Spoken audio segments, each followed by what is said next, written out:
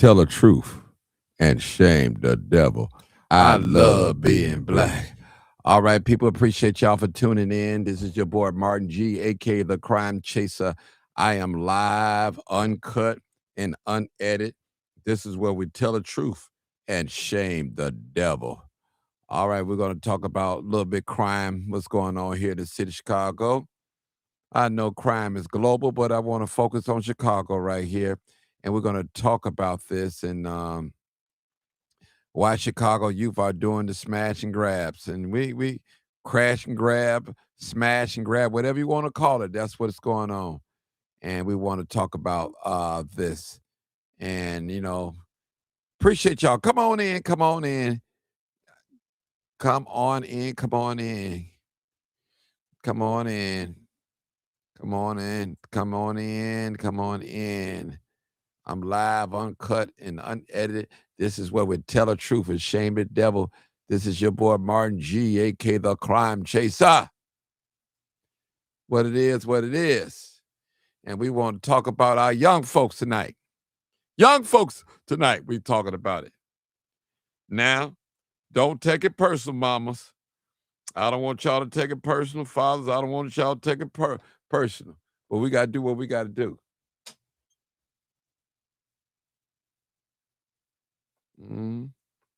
Don't take it personal. You already know what it is. Live, uncut. I'm sorry, y'all. Unedited. Tell the truth and shame the devil. I love being black. All right. I didn't even hear it. I tell you. I don't know if it's on my Bluetooth or what. Let's see. All right. Come on in. Come on in. It's connected. All right. Where my Bluetooth at?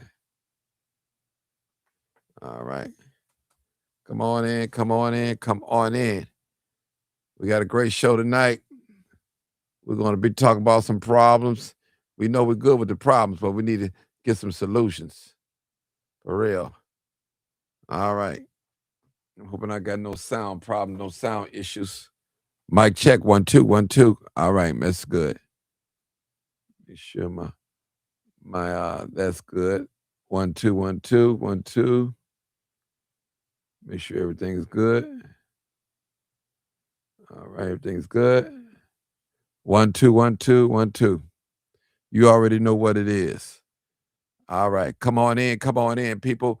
This is your boy Martin G. We're talking about Chicago smash and grab. Smash and grab, that's what we're talking about. Smash and grab. Come on in, come on in. Smash and grab. Smash and grab. Come on, this is your boy Martin G, aka the Crime Chaser. I'm live, uncut, and unedited. It's where we tell the truth and shame the devil. I love being black.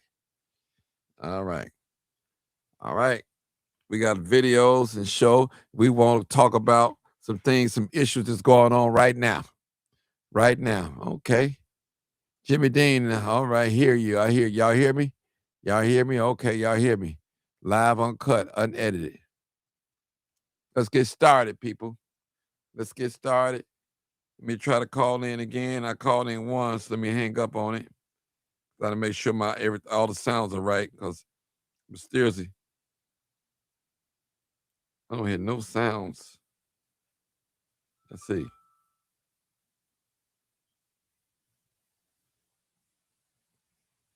I don't hear no sounds. I'm sorry, people. I gotta get it right. Get it right. Let's see. Let me get it right. Let me get it right. Let me get it right. All right, let me go back. Get it right. All right. As soon as we got a good subject, they want to come in. I need y'all to call in tonight, 872-299-0808. All right, that's the number. All right, we're going to can you guys hear me? I need you guys to check in real quick. I know it's starting off a little slow, but we're going to get into the meat of it. We're definitely going to get into the meat. I'm just make sure. My headphones, okay. All right. My phone line. I'm just trying to get my phone line right. Let me see. The phone line, right? Let me do it this way. All right, disconnect. And let's get it back connected. All right, come on in, people. Come on in, live, uncut, unedited. Got a double bubble tonight.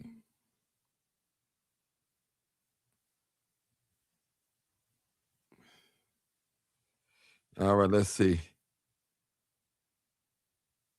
caller, this is Martin G, a.k.a. the Crimechaser, live. All right, I can't hear it out of my headphones. All right, let's see. All right. I need me a caller call in real quick before we get started. All right. Need a caller. All righty.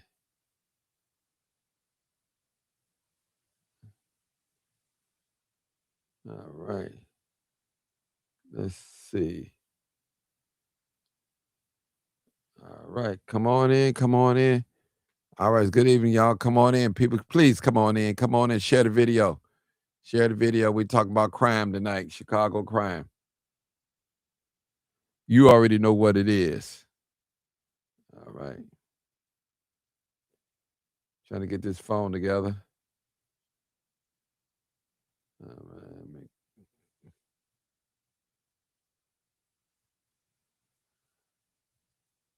All right. Mic check 1 2 1 2. You already know what it is. Live, uncut, unedited. All right, let me get my Bluetooth rolling. All right. Okay. Come on in. Sounds always okay. We got you. We got you. Okay. So you got your heat on. Hey, we're gonna make it 100 degrees. We're gonna burn it up tonight.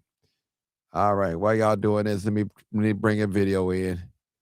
All right, let me bring a video of what we're gonna be talking about. What just recently happened. We're actually going to be talking about two different things, but if we talk about smash and grab, we want to address the issue here.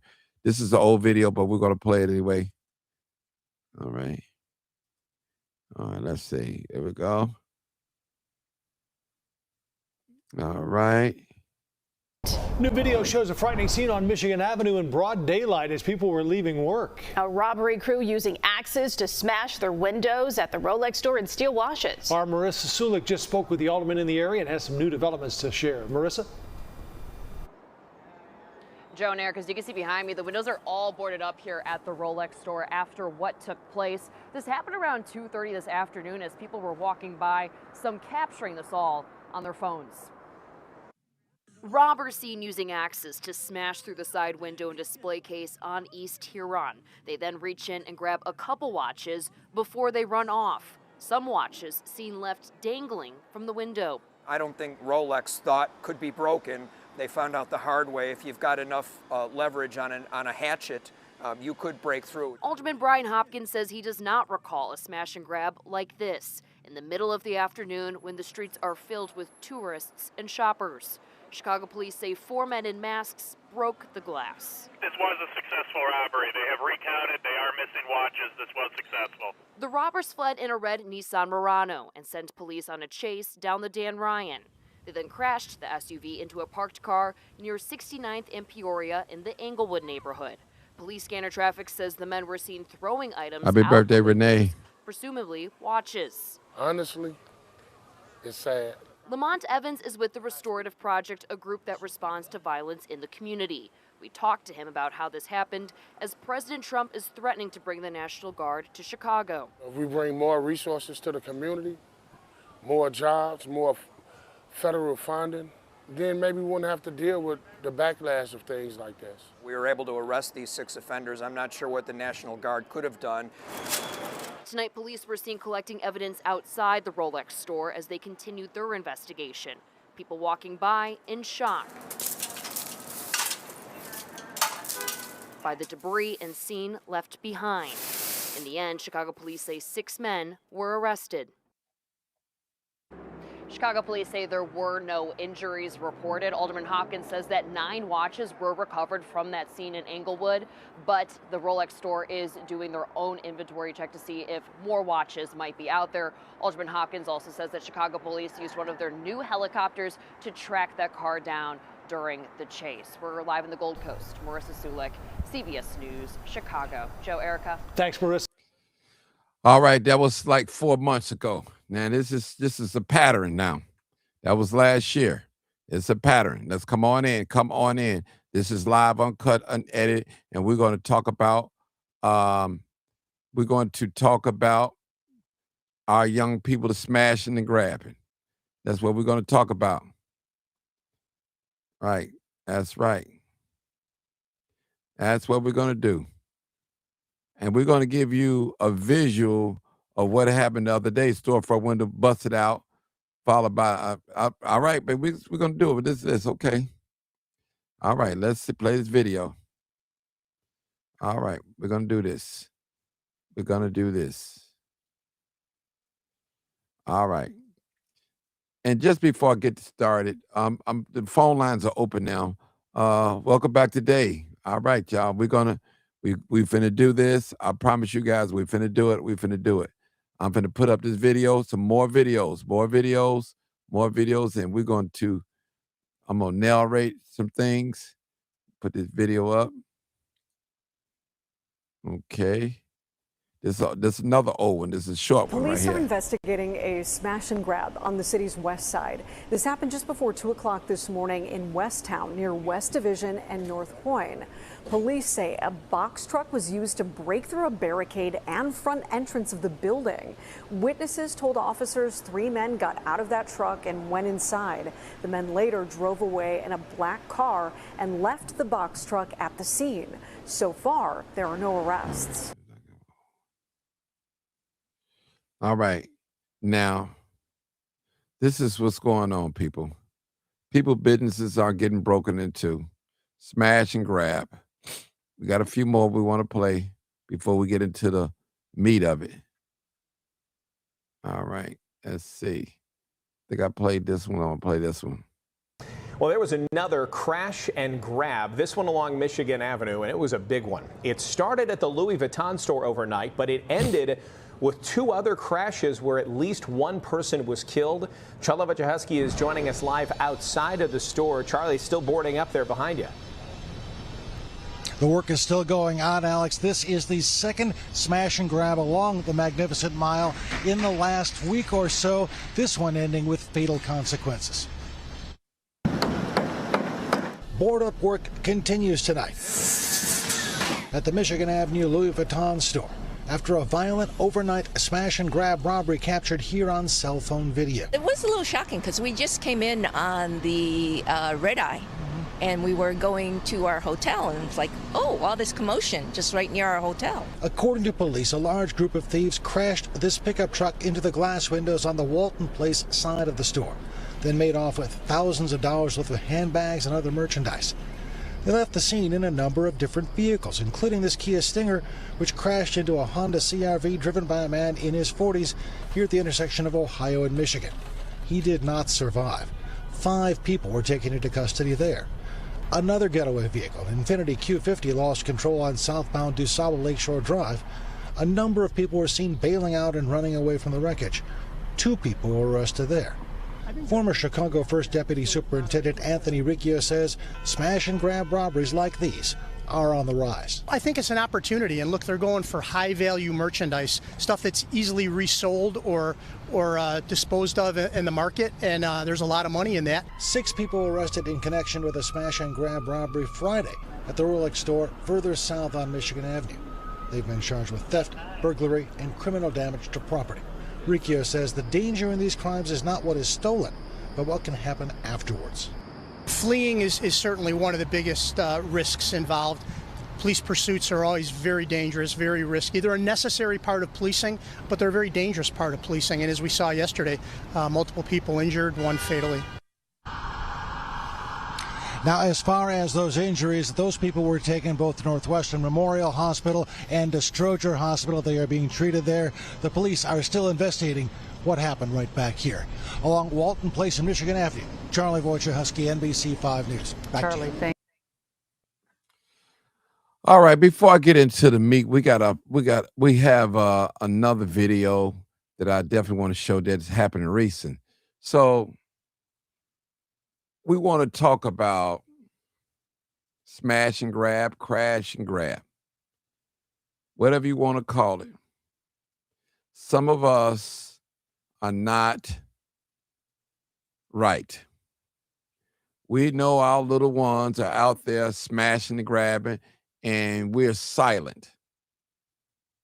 You see your son come in there with some Louis Vuitton purses or bags, and he give you one for you to turn your head and make like you don't see it.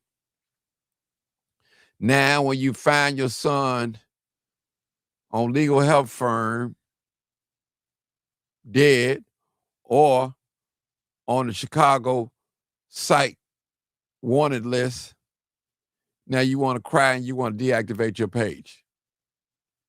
What's up with that? What's up with that? How are we raising our young folks?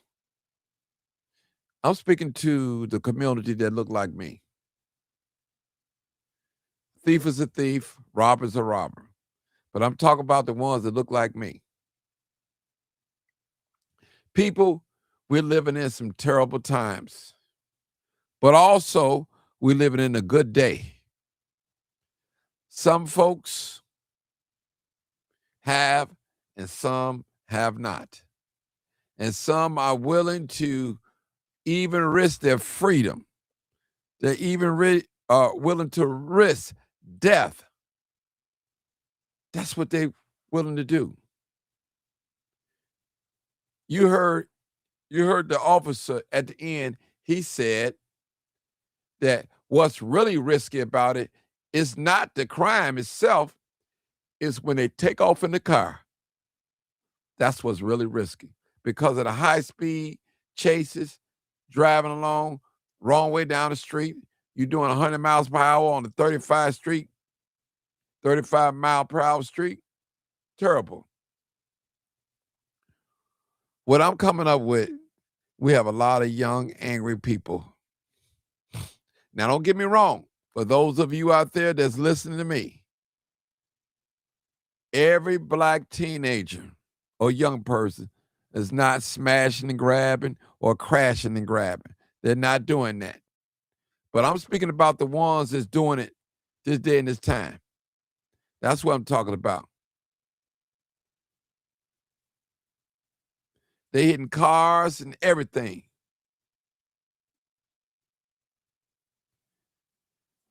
Downtown used to be a place, the world of according to races. Yeah, my goodness. People are tired of taking losses. I'm sorry, when you put up a hole in somebody, then everybody was crying, talking about my baby didn't deserve to die behind the material things. I understand that, Benjamin. I definitely understand it. I definitely understand it. Now, look at this, people. Look at this. I'm finna put up this last video. Look at this. And this is just recent. This is the most recent one right here. The latest of 10 burglaries police believe are connected happened over the weekend here at New York Food Mart in Delhi. You can see the extent of the damage left behind by the suspects. Grab it, grab it, grab it. An explosion of glass and debris as an ATM comes flying through the front of this convenience store. Suspects using a chain connected to a Jeep sources say is stolen to carry out the crime Saturday morning. I opened the cameras. I saw the first guy inside the store. I was surprised, to be honest. Owner Ibrahim Abu Dahir says he typically opens at 7, less than 15 minutes before this happened. But this day was -5 degrees, so I planned to open a little bit late. And the alarm hit on my phone, so I was curious what's going on. The suspects using a crowbar and sledgehammer to get inside. Once in there, going straight for the ATM as several suspects were outside preparing for their getaway. Video from in the store shows the moment they hit the gas. It took under 5 minutes to cause thousands in damage and losses. And this is a big loss for a small business, you know. Abu Daher says this is the second time he's been broken into since he opened the store in July 2025. He now keeps the register open at night to show anyone up to no good there's no money to steal. Honestly, it was feeling so sad when you see your own business you've been working hard for. The suspects allegedly hitting 10 businesses in 8 neighborhoods across the city between January 12th and January 24th. Detectives say 4 to 7 suspects were behind each of those, happening in the early morning hours, unlike the most recent one.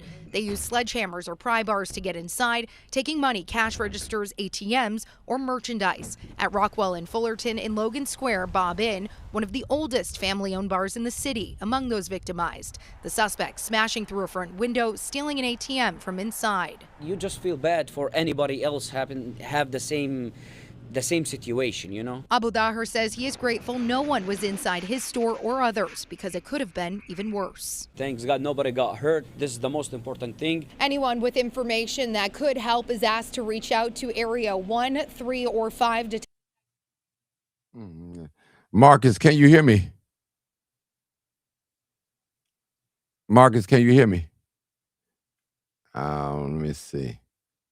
All right, hold on, because I don't think Marcus can hear me. Hold on. We got a caller. All right, let's see. Marcus, can you hear me? Let me see. Hold on. Hold on. Marcus, can you hear me? Yes, I can hear you now. Okay, hold on. I'm trying to figure out something wrong with this Bluetooth. Hold on 1 second. Let me get this right. My sound is not acting right. Okay. All right, let's try this. All right.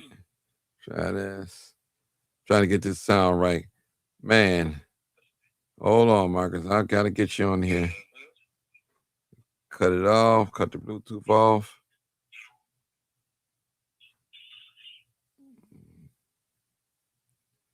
All right, cut it back on.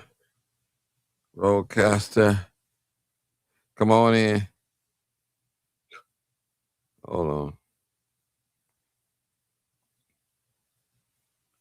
Connected. Marcus. Hold on. Marcus. All right. Can you hear me, Marcus? Hold on. I'm trying to get you back on the roadcaster. Marcus, I can hear you, but I'm trying to get it set up. I don't know what's going on with this thing. Hold on.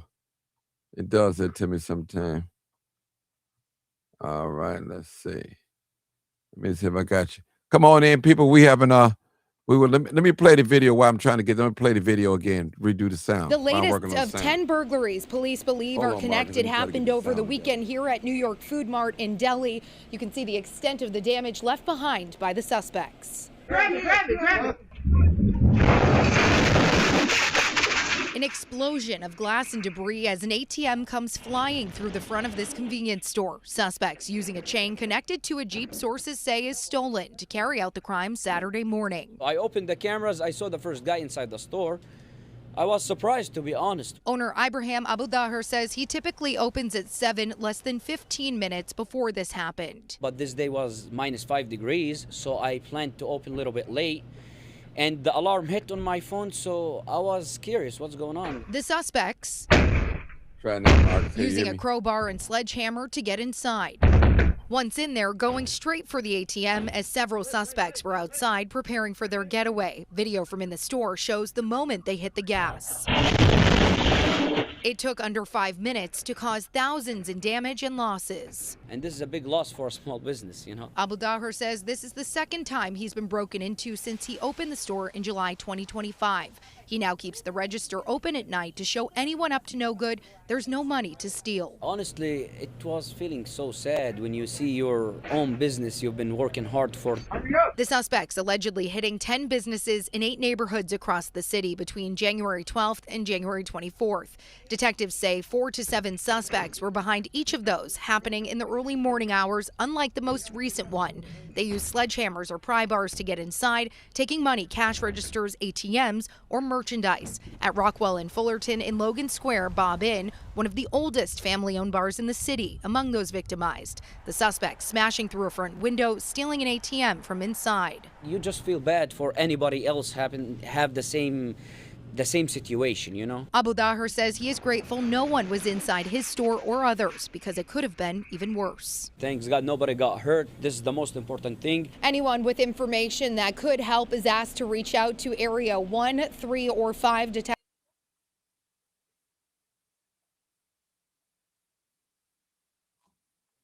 Hold on, Marcus. All right, people, I appreciate y'all tuning in. We're trying to get the sound right. All right, Marcus, let me try it now. Okay, hold on. I want to know if you can hear me, Marcus. Can you hear me now, Marcus? Hold on. Let me disconnect it. All right, let me disconnect it.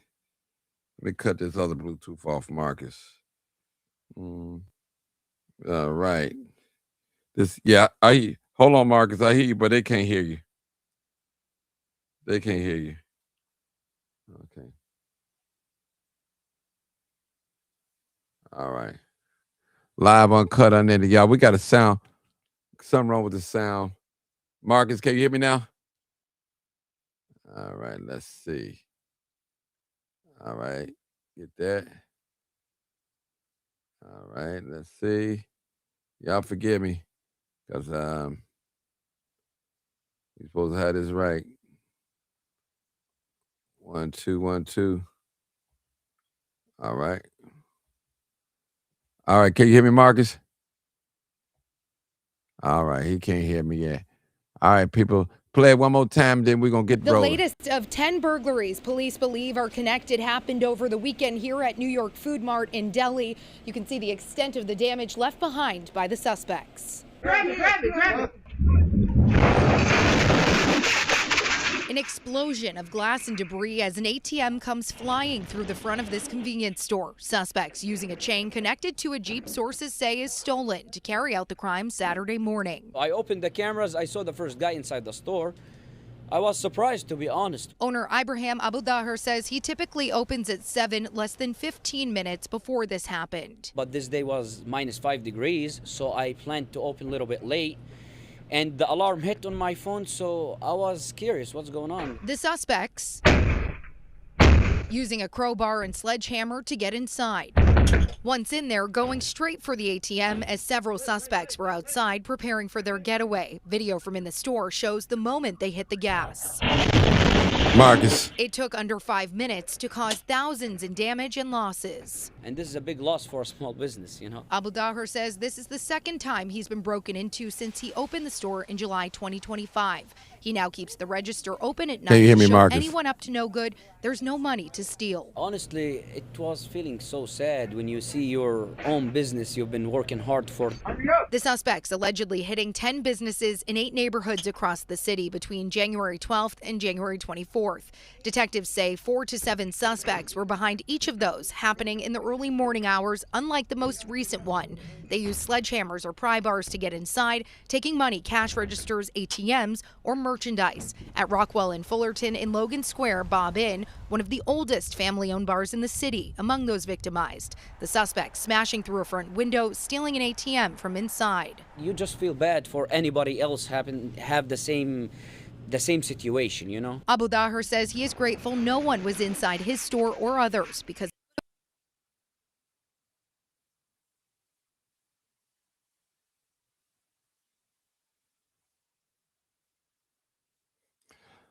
All right, people, we having problems with the phone calls. Well, I'm sorry. I'm so sorry, man. They messing up. I'm live. I'm having issues with my phone. I don't know what the issue is. Definitely having issues. I'm having issues with the phone, so I want to definitely take calls. And phone's just not acting right where we can take phone calls. All right, I'm trying to fix it. All right. Let's see. Bluetooth. Disconnected.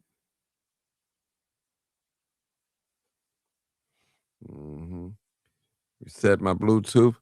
Man, people, I'm upset, y'all. We're going to get it right. We're going to get it right. We're going to get it right. All right, we're going to talk about our parents.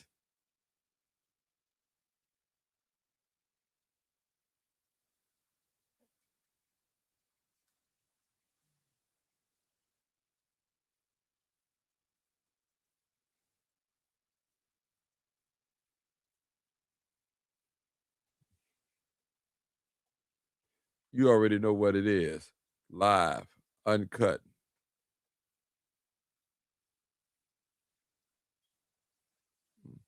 All right. It must not be meant for me to take no calls tonight. Let's get on. Let's get on these parents, man.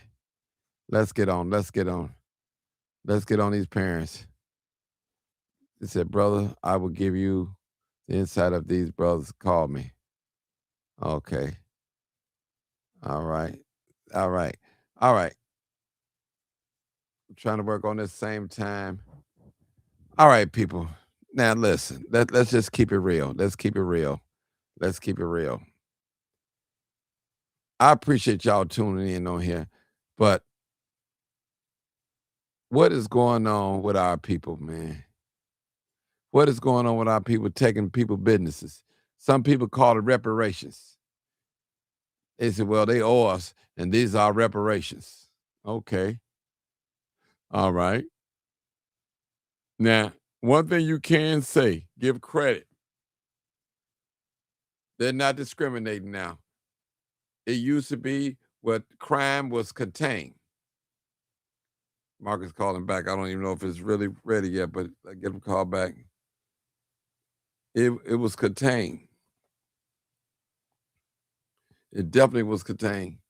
Might have to put him on a loud mic, y'all. I'm sorry.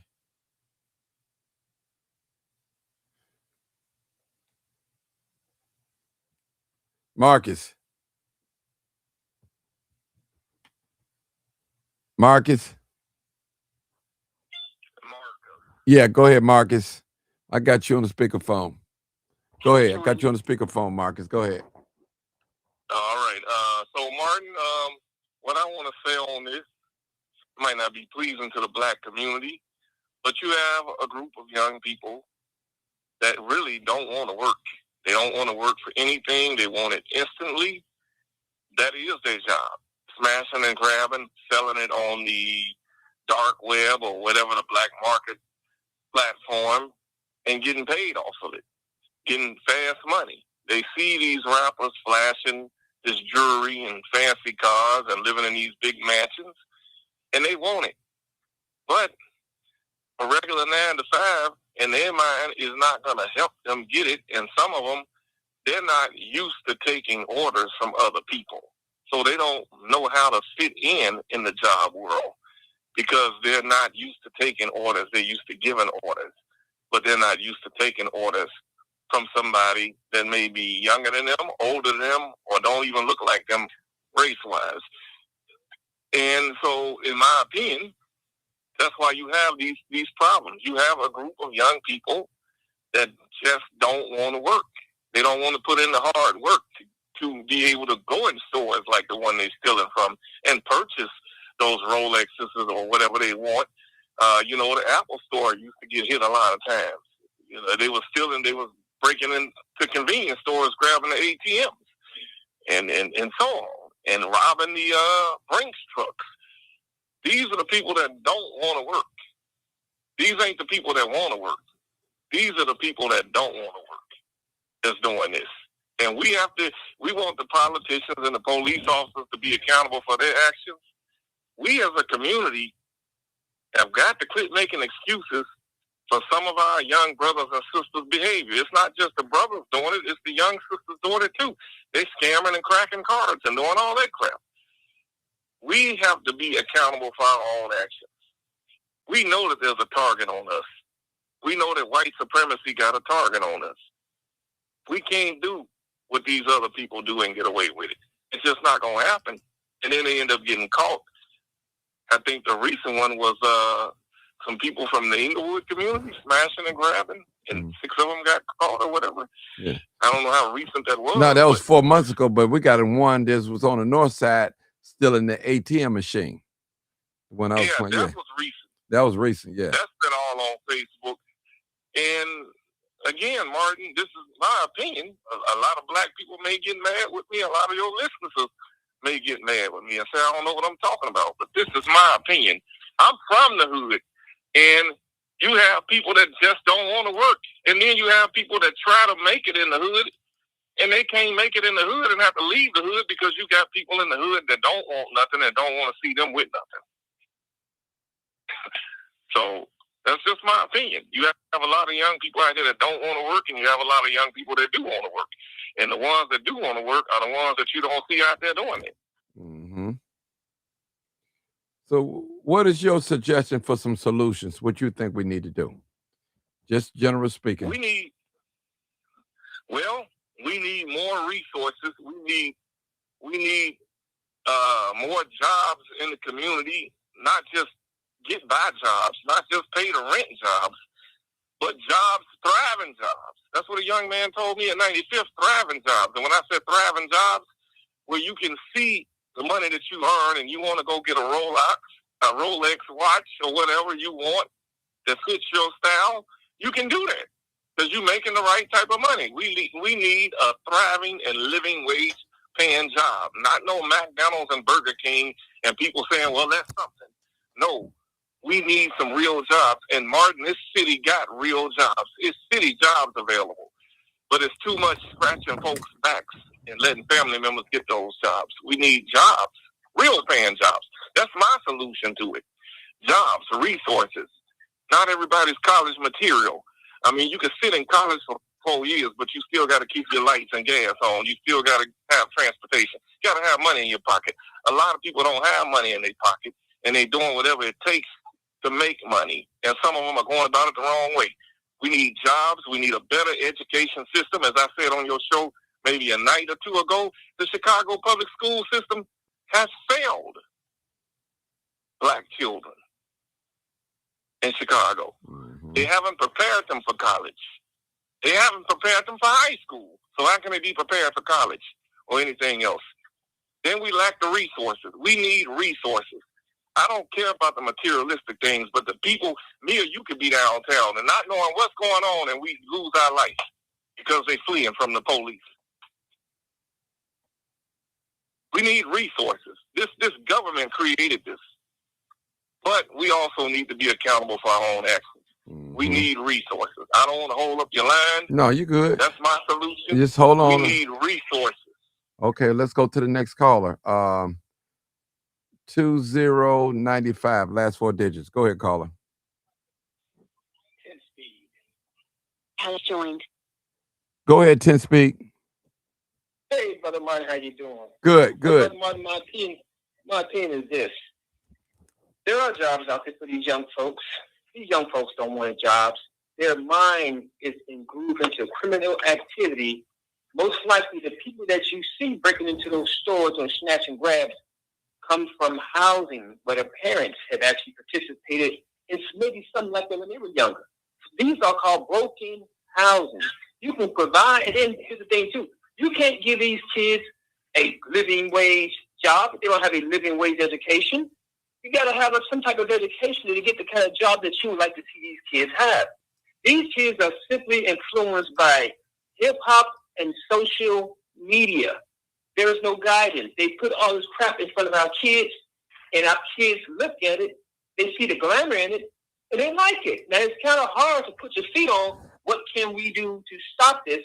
It's kind of hard. But for the most part, jobs, I don't care what kind of great job you have. They don't want these jobs. I know parents my age who have been to penitentiary have got some of these jobs at the CTA, and they lost those jobs. They want to participate in their street thing, their second chance program. So these are still the same parents from out of penitentiary who has those are their kids. So the problem is these kids, you can give anything you want to give them. They don't want you, they want to be able to go and take it. Something psychologically is wrong with our children. And we have to determine psychologically what is going on with them, because we know we can't stop the music. We can't stop the social media. When you see grown women on TikTok or on TikTok or on these Instagram doing all these crazy dances, these are these kids' parents. So it's always going to have to start in the house. We can give them anything they want. They don't want it. They want to be able to take it because it feels good to them. Our kids are dealing with something supernatural, and it seems like what we have done as a community and not raising our kids together is costing us now. We look at the TV in broad daylight. They're going to these stores, taking out ATMs, taking out watches in broad daylight with no fear, none. And then the thing about it is that I'm wondering, how could they have done that, gotten away with it? In certain areas when you know the police is going to be around, is someone helping these people to participate in this? Is that some kind of insurance scam? Because why come these folks that never, for the most part, getting caught? So we got something going on, some participator. I wish I could give an answer. For the first time, I can't give an answer. But it is the parenting, not no so-called job. These kids were not going to school. We said, well, let's give the kids, it was like a politician, let's give the kids some new jobs. No, that's politician talk. They don't want no job. They want to hustle. They want to do whatever they want to do. You give them a job, they can make $100 a day. They'd rather go in the corner and sell drugs. This is what our kids are doing, and there's nothing that we can do. Now, we can hope and pray. That ain't going to happen. But I wish I had an answer, and I don't have one this time. I've just watched it, and I feel bad. But only thing I can say, unless the parenting can start changing, unless we have folks who really want to actually do something about their kids, it's never going to change, Martin. So you think it's starting from the household? Is that what you're saying? It is it's the household. And you it's the household. Okay. Do you have any solutions that you think what could be done? Martin, I wish I could. The other day, I was talking to my daughter. She's 35 years old. And she said something about her son's father. I said, wait a minute, don't talk about that, man. I don't care what he did and went to jail. Don't talk about that child's father in front of that child. Don't talk about the father in that child. And I could check her, and I realized, you just talking and doing anything you want to say in front of your kids, my grandkids. I said, you know better than that. I didn't even curse around you. And so it's more like the parents in their 30s and early 40s, they are influenced by social media like their children are. And I really wish I could have an answer, except if it don't happen in the house, it's not going to happen. As long as we got parents on social media more hours than their own teenage children, it's never going to happen. You can give them a great job. You can tell you guys going to bring home $2,000 every 2 weeks, and they still will not get up and go to those jobs. You know, this is what's going on with the black community, especially in Chicago, South and West Side. You see somebody, you can go to work at 8 o'clock in the morning time, see some of these kids on the same spot trying to sell drugs. You come home do overtime, they still right there. When they could have went to McDonald's store and got a job. Because they want to be there. There's something exciting that they see on these TVs and on these social media to make them feel like, wow, this is exciting. I mean, anytime you got kids in broad daylight still in ATMs and watches with no fear, it's a whole new world. No job's going to say that. Now, yeah, what, a job? I don't want no job. Brother Ten Speak. Yes, sir. A quick question. What percentage that you probably would say that our children involved into these crimes? If you had to just speak off the top of your head, you know, just If I speak off the top of my head, I would say at least almost 35%, 35 to 40%. The other good kids, we don't hear nothing or see anything about. We don't hear too much about them. Their good deeds are not, not being advertised. But the 35 makes it real bad for the rest. The 35 that you see, and I'm gonna tell you something too. Like in my neighborhood, all the kids that's in crap neighborhood, I grew up with their parents and their grandparents, and that grandparent was in the streets real hard in the 80s and the 90s. So this is like a generational thing. Maybe one or two kids in that family might actually go out and do something positive and try to create and make something happen. But for the most part, they look at it's the parents, man. Because like you said, when your son comes into the house with these nice purses, Coach purses and this person, and he gives it to you, you shut and you be quiet. When you see your son's picture on the news because he done beat somebody up on the TTA train station and you don't say nothing. But when your son go to jail, I want to make sure you get him a good lawyer. Really? Really? This is what good parenting has it come down to? I don't have a son, but I will lock my son up. So these jobs and all the political talk, we need more of this, more of the resources in the neighborhood. We got some resources in the neighborhood. We got some. We got some over in Austin. We got some resources. They don't want to go to the resources. They don't want it. They want the streets.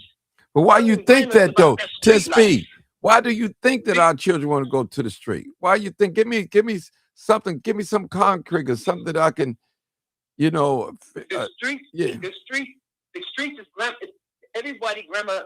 We all give the streets so much glamour. So much glamour when you see somebody walking around in a nice car. So much glamour when you see somebody walking around with some jewelry. They got all the pretty girls. All this, and you never seen these people working, and their fathers was going around glamorizing things like that too. See, they looked at those things and they said, wow, I'm so special. I can get away with this, and I can do this. And they actually think that they're going to do a few robberies, stack up their money, get something, go flip it, and they're going to live this kind of life. This is what? It's the glamorization in the music and social media. In the movies, the glamorization media and social media. Now, in this case right now, we cannot put too much on the white man no more. We got to put on ourselves now.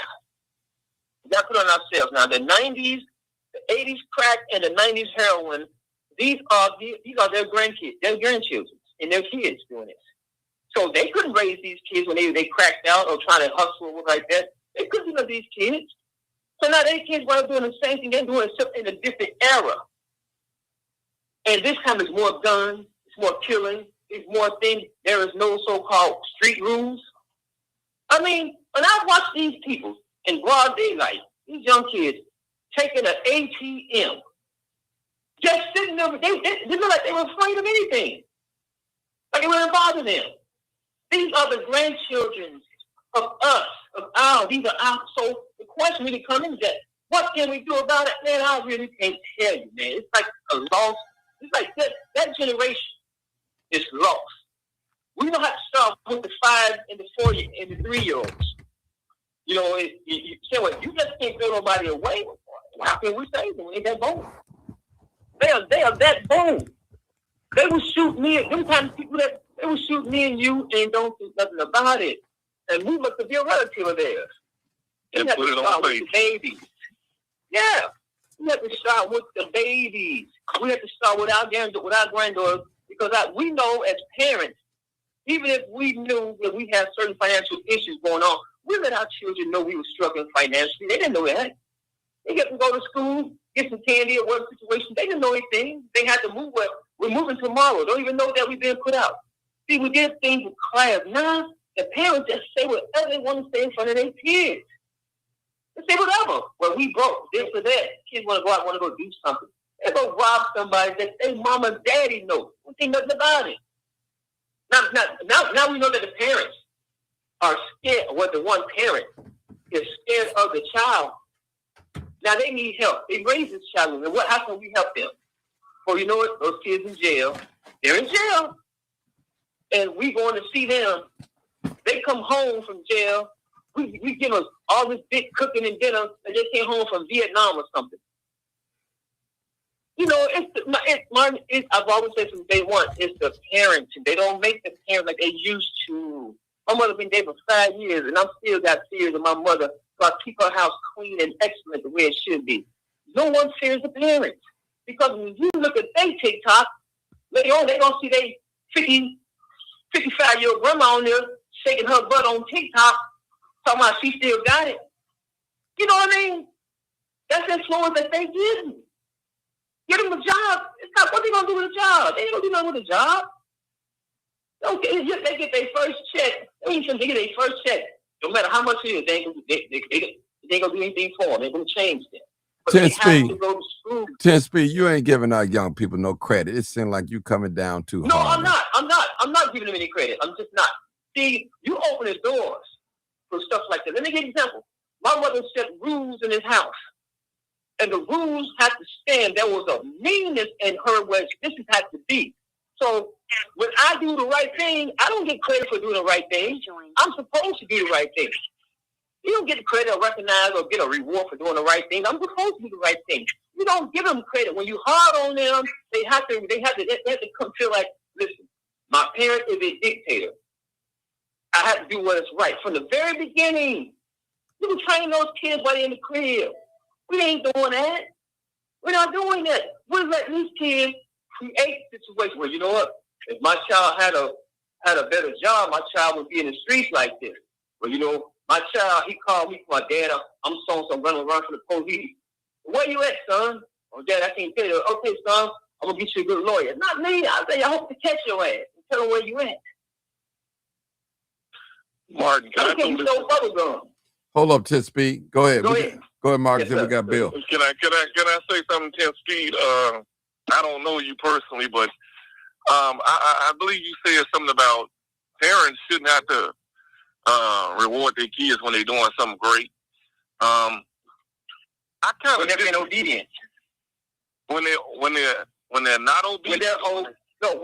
When I did what my mother tell me to do, when she tells me something and I've done it and my brother did it, okay, it's supposed to be done. You got to reward me. Your reward is to give me shelter. That may work for some parents, but I grew up in Inglewood, and when I did what I was supposed to do, I was told that good job, keep it up, keep doing it. That made me feel good. That made me do it even more. I went to school doing it. My mother came up to the school and told the teacher, you will never have a problem with my child. She left the school. The teacher said that's what they all say, and they be the baddest ones. I said, in my mind, I'm going to prove this teacher to be a lie. And I did. So I think that you should say good job to your kids when they do something good. Because if you don't say nothing to them, some kids might take it, oh, they don't appreciate what I'm doing good.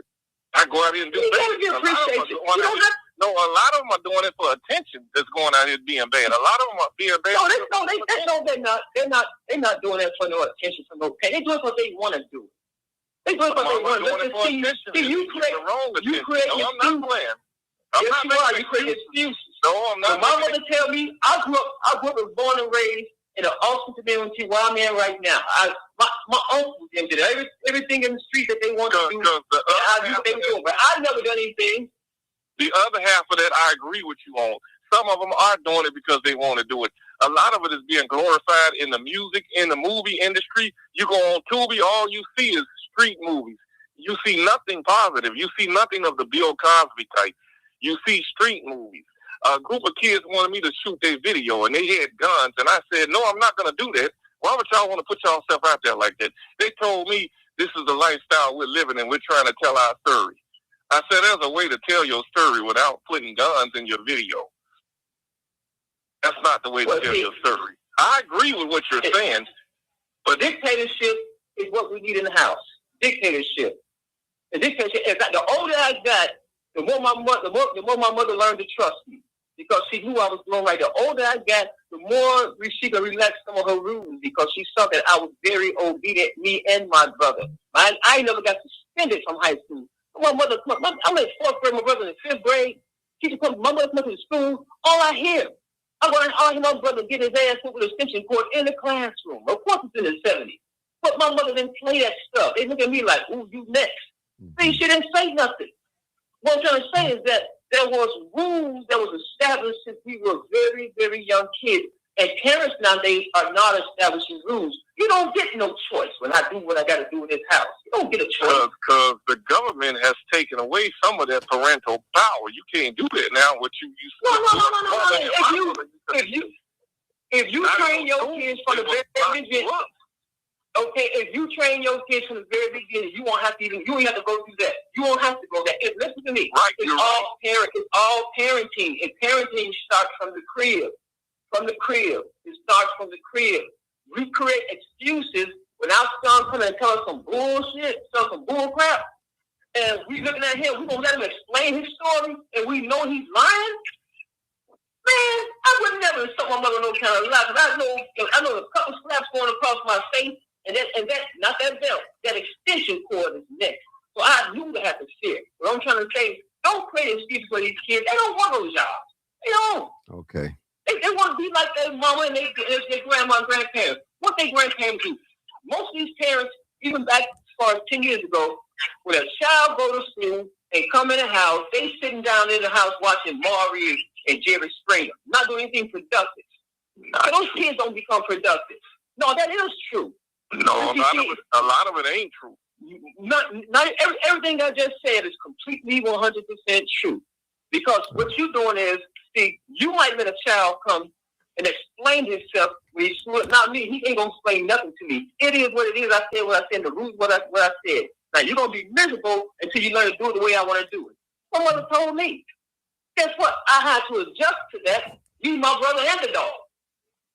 And my brother ain't never got suspended in high school. We never got in trouble. I was he was North. He had to get a South Carolina to North Carolina Madison for the Austin community. But guess what? You better not miss it, Okay. What I'm trying to tell you is that parenting is the only solution for us. How about this, 10 Speed? Then we're gonna let Bill go. How about this? Yes, sir. We need more men in the homes. How about that? Yep. That could be a solution. That is the solution. You said you didn't have no solution. You told me you didn't have one. No. I said I'm agreeing with you. You came up with something with you. But what I'm saying is that you said something that it's like another conversation. When the father or the second parent is not in the house, then that's when all the ultimate problem comes in. Because most single mothers, if the father's not in the house, she don't have anything too positive to say about the father. And so the child, like I said, the child begins to hear the conversation about how your dad ain't jack. Don't be mad at me, 10 Speed. Yes, sir. All I heard tonight from you is my mother. I have not heard you mention anything about your father. Was he around? My father passed. My father passed when I was 2 years old. Okay. So my mother's father was married. He passed at the age I was 2 years old. And so because they was married, because he had such a great job, my mother able to take care of us with money that she got from him. But he died at the age of 2. Now, how did he die? Let me tell you how he died. He died from abusing my mother. She shot him. He died then. His father came and said, ma'am, I knew what my son was doing to you. And gave her some money. What I'm trying to say is that she got those kind of fathers right there too. What I'm trying to say is that there are no fathers. For whatever reason, there are not too many fathers in the household. But my mother never said anything bad about my father. She just said we didn't get along. And I was always wondering why she didn't say nothing. Didn't say nothing about it. She said we didn't get along. I was 2, my brother was 3, so I didn't know anything about him. But what I'm trying to say is that parenting is very important if you get 2 families. Once again, I said I had to check my daughter real hard, talking to me about her son's father is in jail right in front of him. I said, you don't do that. You don't call me that you need some money and you're stressed out right in front of your son. You don't do that. Because your son takes upon that stress, he might react on that stress. So the parenting, we bring up our kids. We just can't have them in the house. We got to do something for our kids. We got to let them know there's fear first and there's love second. You're going to fear me. The older you get, the more you're going to feel the love, the less you feel the fear. But it was always fear-based in my house. Then the love came later on. My mother said, you going to tell me something? You going to tell me thank you? What you mean? You never been in jail before. No one ever told me you and your brother hit them. I said, you know what? You're right. I said, thank you for what you done. All the time you was hard on me when nobody understood and I was mad. But you know what? Me fearing you kept me out of trouble. And we don't make our kids fear us. Hold it right there, That's the main thing right there. Hold it. Don't go nowhere. Come on, Bill. Thanks for holding, Bill. Yeah. I've only been on here about 10 minutes or so. And everybody, what they're saying is true to a certain degree.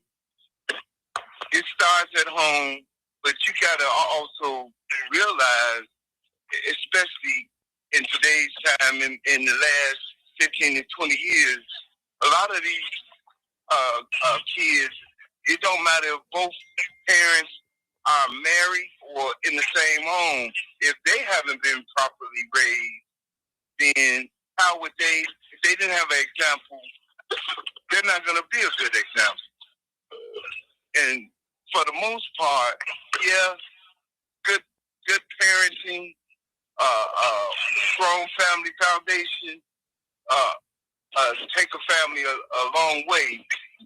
But a lot of this is socially engineered, man. We got to accept the fact that I accept the fact, the part that I played in being in the street. What has happened, what you and I, Martin, or probably Tennessee too, what we grew up around and things we did, and the stuff that we consider wrong now has become part of our culture, which was socially engineered. From the music to the lifestyle, it's hard for a kid to want to listen to anybody, whether it's their parent or not, and the parent is struggling, but you go outside and you see people have it. That wasn't my case. My parents both had good jobs, but I just wanted to be in the street. I had a good, strong foundation. And we just have to accept the fact it is what it is. It has become part of our culture, the hip-hop, rap, everything to go with it. Just the lifestyle itself, and it's intriguing and attractive to most young kids. We got to break that cycle. We can't let it become permanent. That this is part of our culture, the bad part. And you asked for numbers, Martin. It's probably way more kids that's doing good or not doing nothing at all, opposed to the ones that's out here really committing these crimes and doing stuff. We can't keep listening to the media. And my solution is we got to be a community. We gotta try to help the ones that's out here, but all of them ain't gonna be saved. We gotta save these babies, the ones that from kindergarten to 5th, 6th grade. Get them before the streets get them. Mm-hmm. That's what I said. You're right. 100% right. And one of my friendly used to come to the school, and fireman. We got to have regular people with regular jobs going around these kids. Mentor somebody else's kids. Be an example and show that working a job ain't just a struggle. That was another thing. My parents had good jobs, very good jobs, but looking at the streets and seeing that what my mama or father made together in a week, I could make in a day or 2 days. It sent me off. It sent me off. Yeah. But I think another thing too, people, and I stress this on this show and so many times. Yeah, you have to have your kid got to have a healthy fear of you, but they got to trust you more than anything. To the point where it ain't worried about a whooping, it's worried about disappointing you, letting you down. That's what makes me feel bad. A whooping, you'll get over it. But when you have let somebody down, no matter who it is, whether it's your parents, your kids, it's not a good feeling. That sticks with you. And I say that to go along with this. People argue me down. You can't be your kid's friend. You better be your friend's kid. I mean, your kid's friend. You sit there and you set a precedent of what a friend is. the people that they meet in the street, that's your friend. No, that's not your friend. Your parent is your friend. That's who gonna tell you the truth. That's who gonna give you the best advice for you to keep on living and to do good. The people that they associate with, those are not friends. The people need to get that in their head. Don't be your kids. Make you better. It depends on your parents' personality. No. Just be. It's a whole misconception.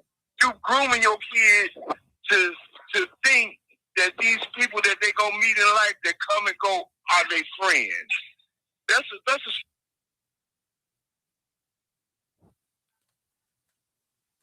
Sorry about that, y'all. Technical difficulties. Let's see.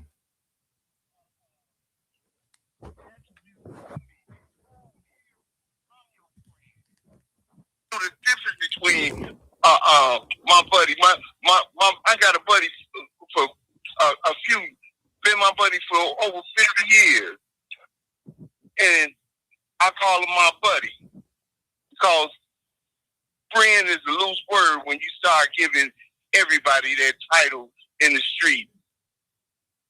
My friends was my mother and my parents.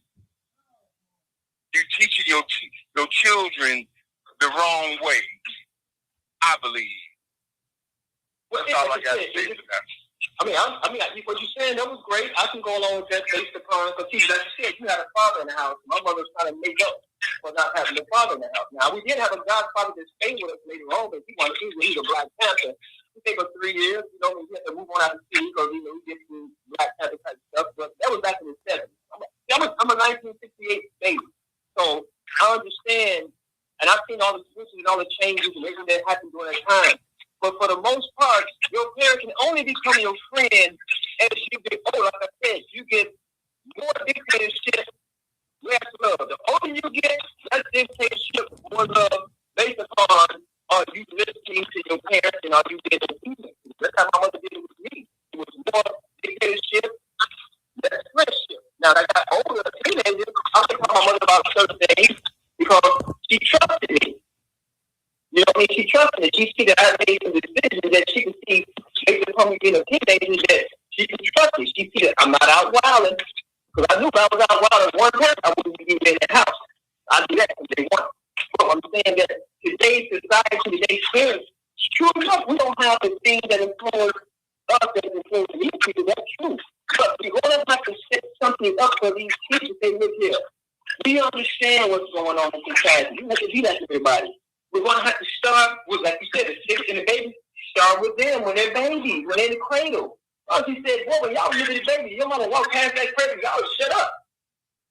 See, that's some kind of power right there. But what I'm trying to say is that we need to take these young people who are parents, give them parenting classes. See, parenting classes is going to be the thing that's going to save our community. But we won't have to have all those people going around breaking into, stealing ATMs. We need parenting classes. We need home economic classes in the schools. We don't have these things. I understand that society has made it hard for us. So now we have to depend on nobody but us. We have to depend on us now. No matter who we elect, they don't care about us. No matter what we do, they don't care about us.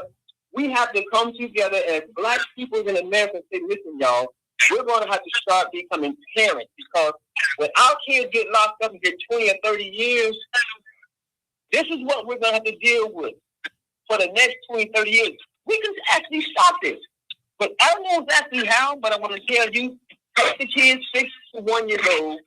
Let's start asking some of these politicians, okay, listen, what are you going to put in school curriculum in the Black school? Are you going to put home economics back in? Are you going to put parenting back in these classrooms?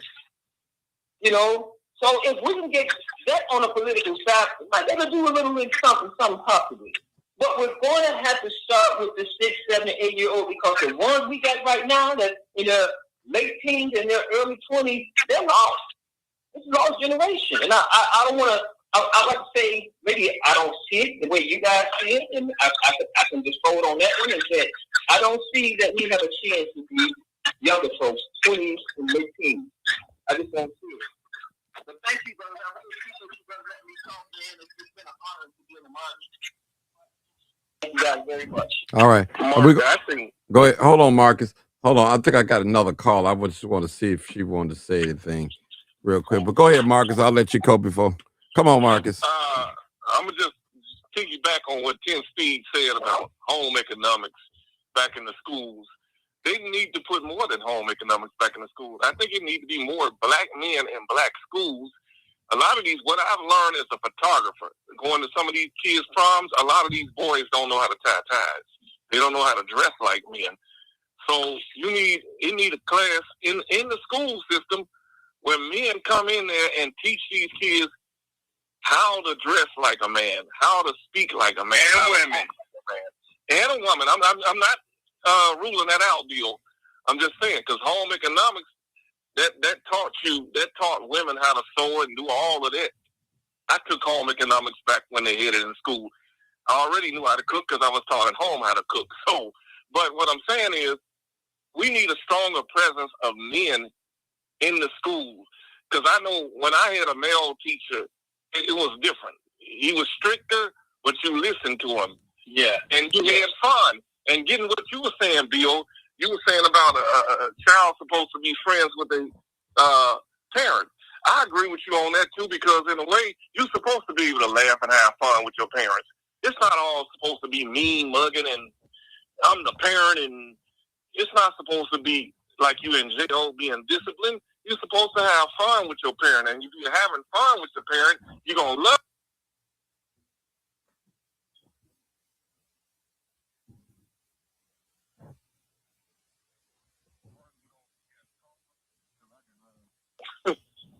All right. Let's go to the next caller, 609 area code. Hello, everyone. Hello. Hello. Hello. Okay. Let me just put a little input in there. I'm going to be honest. It's a lot of us, we have failed our children. And I'm going to say this because I'm going to speak on two important things. I'm going to speak on fornication and adultery. When, as far as the commandments, when they said, honor thy father and thy mother, we were supposed to be together. They didn't say honor thy father, and another part is say honor thy mother. Both are supposed to be together to nourish these children and bring us through. That's why I said we have failed that part. And then we're going to go on the part of, hello? Go ahead. We're going to go on the part of fornication. I don't know why I have to speakerphone. I don't know. Probably, yeah, you take me off the speakerphone. I'm on speakerphone. You take your phone off speakerphone. I'm not on speakerphone. I muted that. But you on the Bluetooth? Now, this might be better. Okay, so we are going to go into that as we sell in this generation. We're going to go back to our grandparents, great-grandparents. As far as everything they taught us, we still live today, and that's why they call us old heads. We still reap the value of that. This generation of, as far as the parenting, right about now, we have failed our children.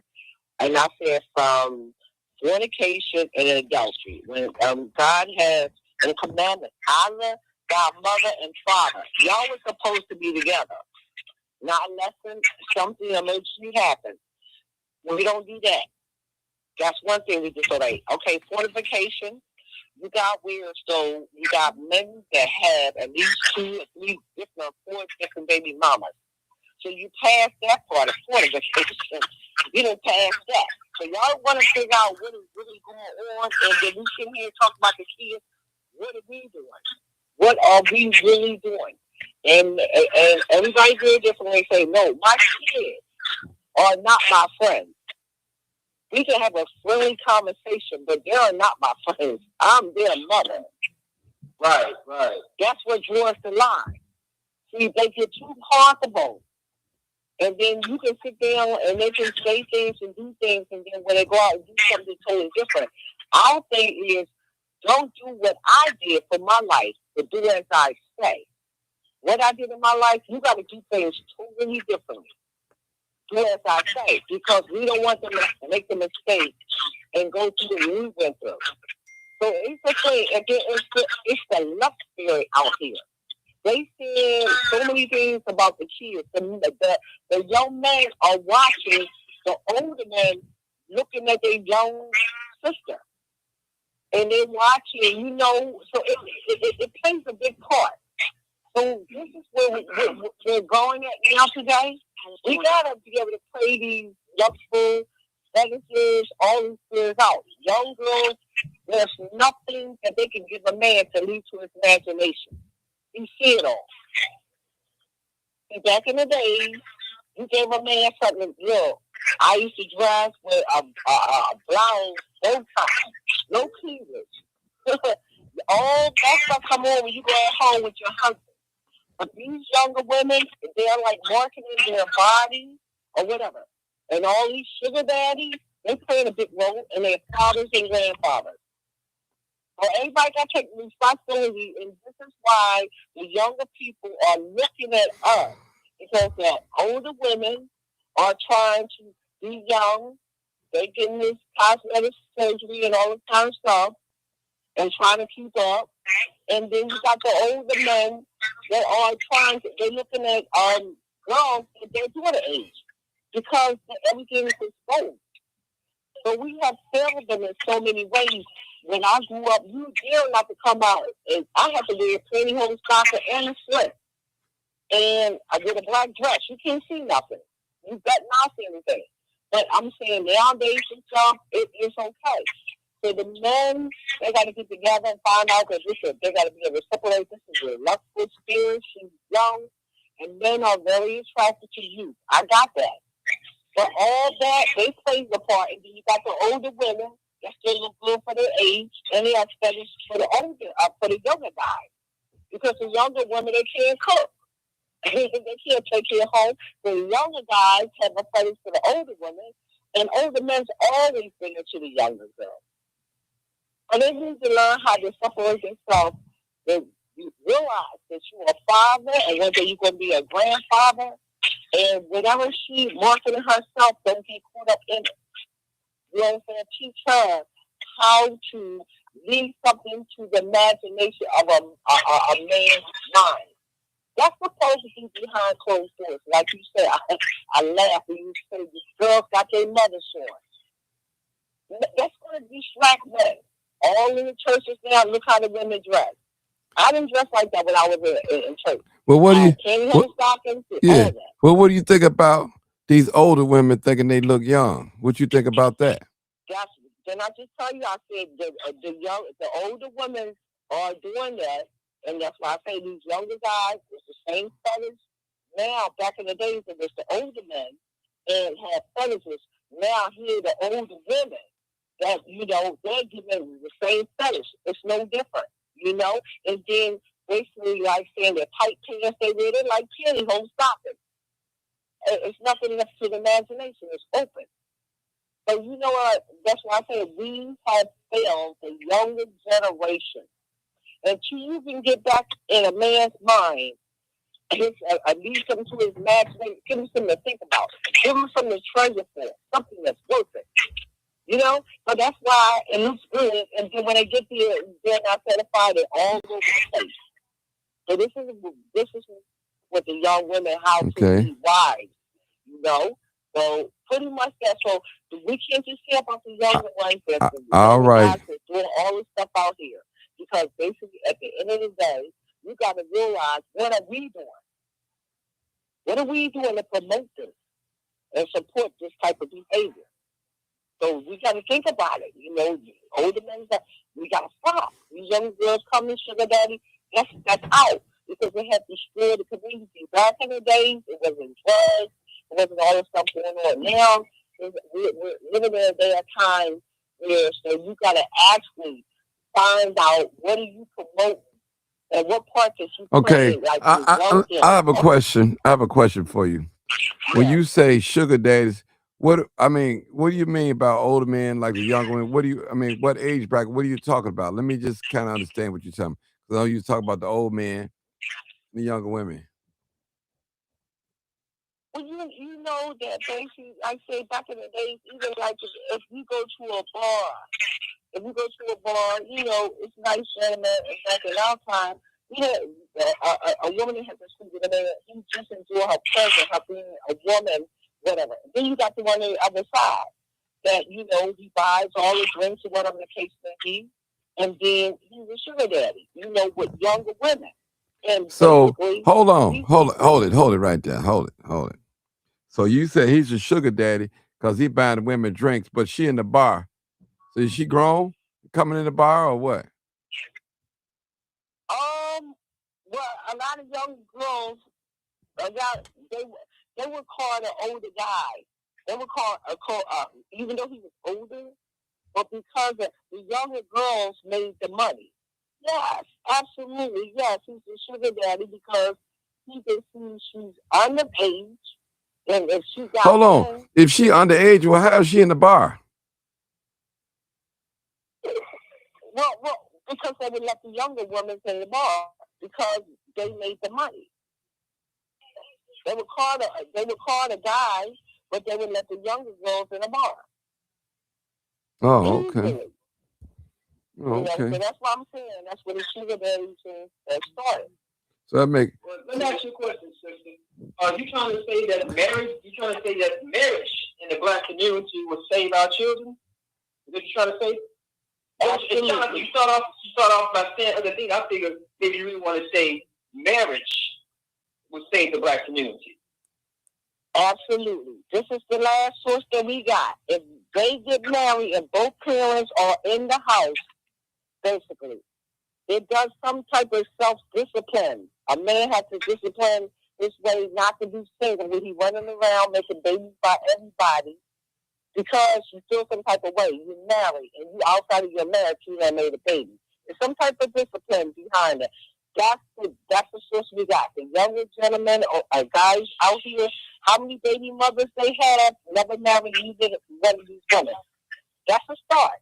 Absolutely.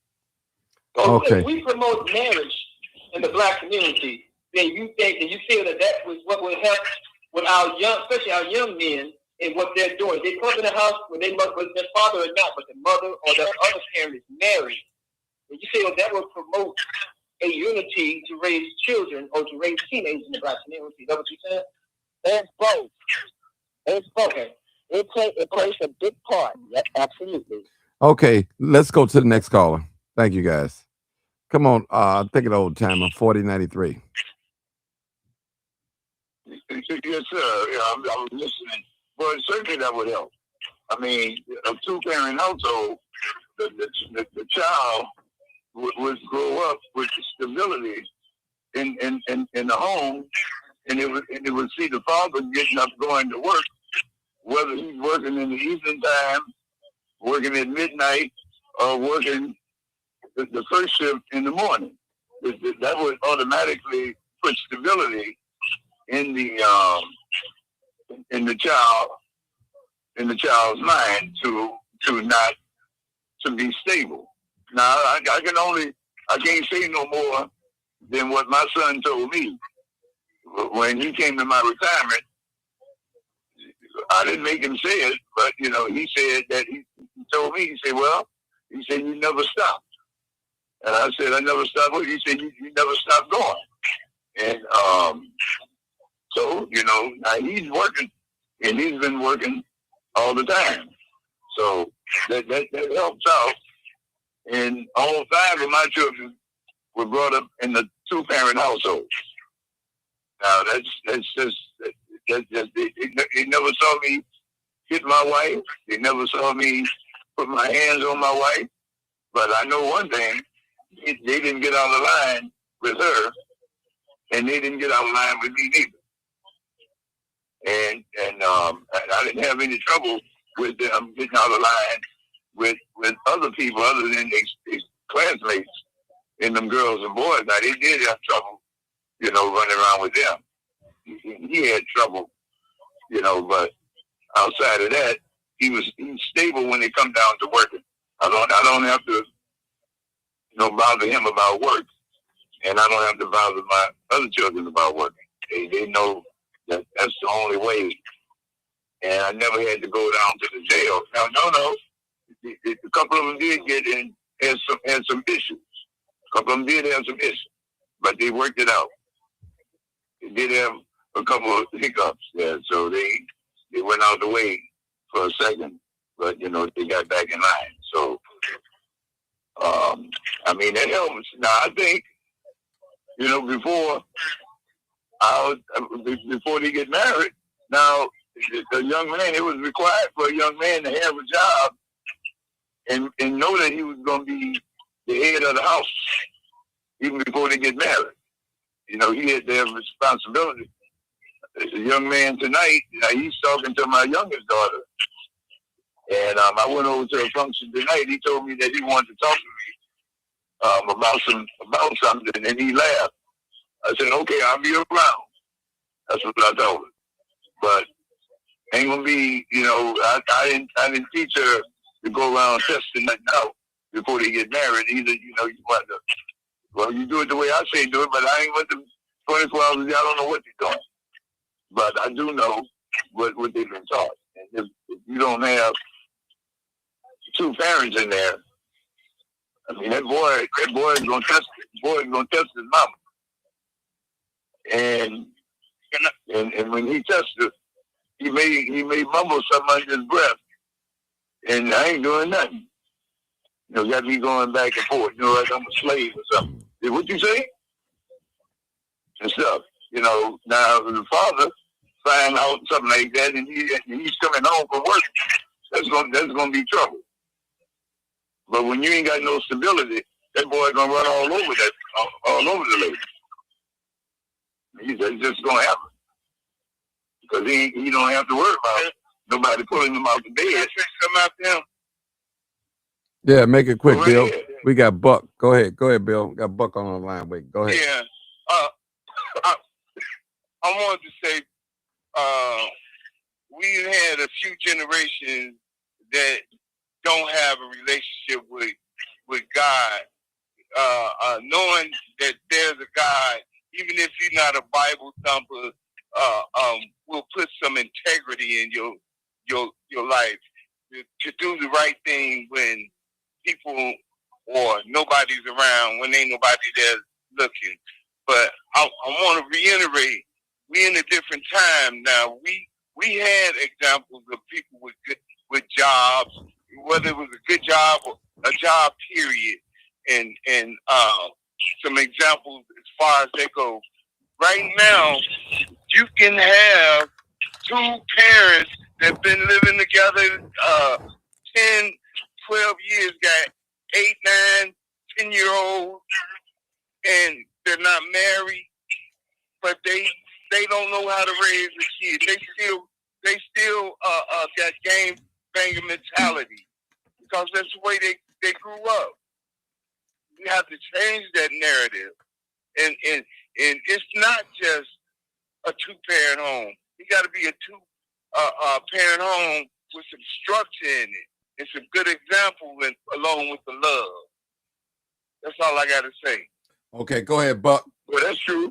That's true. Let me say this right fast. I'm sorry. When you talk to, just say if you to get some gang members on here now, and they tell you, they come up and tell me, yeah, man, I'm a vice lord and all that. I say, well, brother, let me ask you a question. I said, how old are you? He said, well, I'm 26. I said, well, man, see, you're supposed to leave that. When you graduate from high school, you're supposed to leave that gang stuff back there. You don't do that after you graduate from high school. That's not something that you do when you graduate, come out of high school. You don't be in the gang. That's for children. And like Paul said in the Bible, when I was a child, I thought as a child and not done as a child. But when I became a man, I put away childish things. So you have to talk to him like a man. Say, man, you don't run around with a gang, bro. That's not your mode of operation. You take you on your own at this point.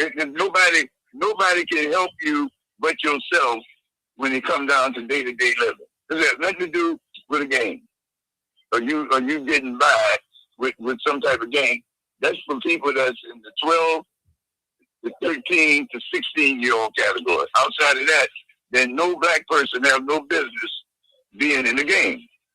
It just can't happen. No excuse for it. None. Well, man, you don't know where I come from. See, where you live at? I say, bro, it all depends where your mind is at. I'm telling you that you don't have no business being in the game. That's for that's for children's stuff. That's not for a man. That's just a fact. I mean, he got to be talked to like a man, and he got to be dealt with like a man. He's not a child anymore. Okay, come on, Buck. Come on, Buck. Hello. Hey, hey there, everybody. Happy Man-Time Moreland Day to my boy Old Timer today. What the deal is, I hear a lot of stuff on here, but it ain't about none of that gangs and none of that. It's about MONEY out here.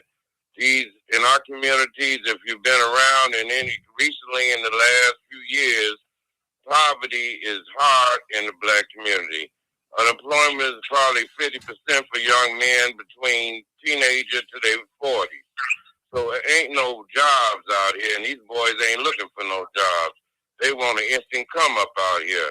That's why you got snatch and grabs. You got people plotting on stealing a car then to go rob a business and take the resources to get them some money right now. They ain't working with no program about building for a future. They living in the right now world. I mean, I'm talking reality. It ain't about the gangs. That's exact about 30 years ago. So right now, these cats is living on a financial thing, trying to live with this materialism world we living in. And ain't nobody trying to go fill out no application, stand no line, work, get orientation, and go through all that job training and do all that. These boys and girls here on the fast lane. And the society we live in is partially responsible because they show you everywhere you go, people living like they got it like that. And one of the women, you see videos of women in today's world want men to making six figures and they got a high school diploma. It's unrealistic. None of the values. It's a whole bunch of equations that make the thing the way it is. You don't have the largest population of jail being black men and such because it's a mistake. They doing this purposely. And if you're talking it ain't no magic trick gonna turn this around. Politics ain't gonna help us. The churches definitely ain't reaching out to these children because if they would get them when they was young, as a 8 years old, 9 years old teen, before they jump off that porch, when hitting the streets and that take for money and things get in their mind, the parents ain't gonna be able to reach these kids. The parents are probably living in fear of these kids in these communities. In Chicago, which I know, you go anywhere around here, these cats driving cars, they ain't got no driver's license, 9 or 10, they ain't got no job, but they got things. The girls driving around with fancy outfits and purses and clothes, they ain't got no job. So the math ain't mathing. If anybody with common sense would realize we got a whole community problem here. This is the other community getting over on our people because our children are being sacrificial lambs for their scheme of using us to make they white supremacy thing work. We are in a situation where, yes. What I said? Well, brother, I know a friend of mine down on 45th and Wabash, he held programs down there repeatedly and probably still is doing it for people that want to be pipe fitters, electricians, and plumbers all the time down on 45th and Wabash. But you have to go down there and you have to sign up. And he ran this program for a long time. I don't know about young man, anybody going over there. If you seen a young man, would you give him the number to go over there, brother, and tell him, hey, man, my man got some help for you. Half the time, these cats going in one end out the other. They ain't even seeing that right now. You looking at building and stuff. A lot of these young people you got to be taught to be a builder. You just can't become one at this thing. If you don't have people in your household building and trying to work every day, trying to build brick by brick, trying to stack up to make something happen, then that's a different perspective. people today, if you ain't got nobody in your household, it don't have to be a 10. You can have 10 people in the household. If ain't nobody talking like-minded, trying to build positivity in your world, it ain't gonna make a difference. You can have a father, mother, sister, brother, everybody. If you got to have somebody speaking on life into these children, because everybody is living for today. They living for things instead of living for people. There's no feelings out here. You don't hear people, even this music that the children listen to, it's not even about love. You think we don't even have record companies. All these companies, are the same people who own record companies own prisons. They are building a road of destruction, but you only can ground people in your household. You can only start from what you have around you. If you're a person that has family in your house, start there. If not, start in your neighborhood. If not there, if you're involved in the church, you got to reach out to the children. But you got to start somewhere, one at a time. But like I say, it's a thing where jail don't matter to these kids. Life and death don't matter to these kids. And you living with a thing where everybody's speaking about living for the day, living wealthy, living like somebody, life, they had that TV show, the Lifestyle of the Rich and Famous. They don't want to wait for Christmas. They want Christmas every day. They don't see it that way. So you got to build, but somebody got to be in the household to feed those seeds to the children and to their family. And they don't have to be a relative. It could be a relative, a friend, but somebody got to, but the child got to be receptive. See, you can talk to a person, tell them, oh, this is what you should do. And they ain't hearing that stuff. You got a realistic person out here living on the street that ain't got no real family. They ain't got no home. They ain't got nowhere to live and nowhere to eat. You think they gonna hear that stuff? They looking to try to get up on some money today. That is like selling the faith guy. I'm a believer in God and everything, but selling faith to them about something they can't see, it ain't realistic because kids don't have that kind of faith unless somebody actually instilling that to them at an early age. If you talk about it 13, 14, 15, oh, you gonna have faith, it's gonna get better for you. The man, they ain't hearing and listening to that no business. It's about us building, going back to help try to get these kids before they get, because a lot of times you got to wait till they go to jail and maybe they'll start listening there. But hopefully we can try to reach some of these kids. But we living in a system that doesn't work with our black community. And just talking about our people. I ain't worried about no white folks, no Latinos, nobody else. It's about our people. Until we start building with our people, feeding seeds to our children, to our neighbors, to our cousins, to our people, and that's connected to us, we gonna be losing this game. It's like we playing in quicksand. We going down, down, down. I'm gonna sit back and post up. Peace. Thank you, Buck. You also gotta add, in comparison, I was saying that it's becoming a culture. And Tiffany was saying that these are our grandkids that's coming up now. When we was in the street, we want to impress people around us. Now, these kids not only want to jump on board with peer pressure and impress everybody around them, they got the internet, man. They got the internet. And not only do they want to impress the people around them, they want to impress the whole world, whether it's a lie or not. And they can get away with a lie on that internet. It's a whole multitude of things that has to be done to correct some of these wrongs, to prevent the smash and grab. But Martin, as you always say, poverty gonna bring crime. No day. I ended at that. All right, we got a new caller, 0904. 0904, y'all.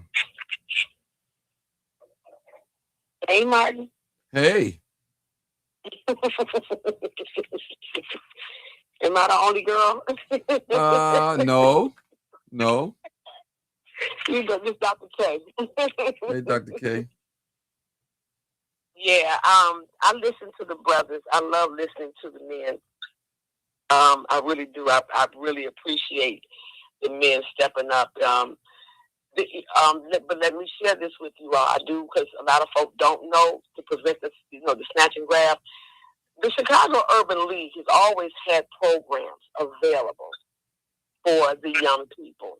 I do know Andre Boris, that is one of the top men there. When I went through, my divorce at that time, I have 5 boys, 1 girl. And as a mother, it was very complicated for me to know where the male mind was. So what I did was, as a mother, I went to the class. They was the Catskill was over at the time when they was at an IIT building. And I sat there and I watched Mark Muhammad teach about men, the thinking patterns, how boys, how women and mothers should relate. And I learned that. I learned that from them. And I appreciate them to this very day.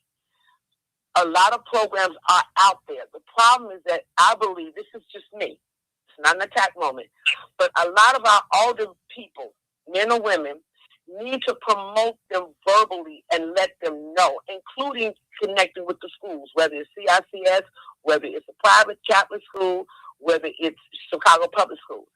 It is a lot of the responsibility of the community. First, children learn their first things at home.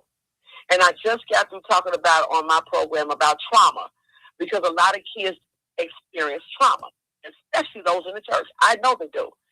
But a lot of the programs that are out here in the community, a lot of people don't know. When you come down 67th and Cottage Grove and going west, there are signs all the time of basketball, those who want to learn how to play basketball, football. There are a lot, because Daniel, my own son, participated in a lot of them. And so, which got him to be in college now. So if our leaders within our community will become, and I'm not saying for them to get in your household and get in your business. No, that's not what I'm saying. But you have a lot of immature parents that do not know how to parent. And so when the kids go to school, and Martin working for CPS, I done seen a whole lot of kids do some stuff. And I'm like, where your parents at? Because it starts at home.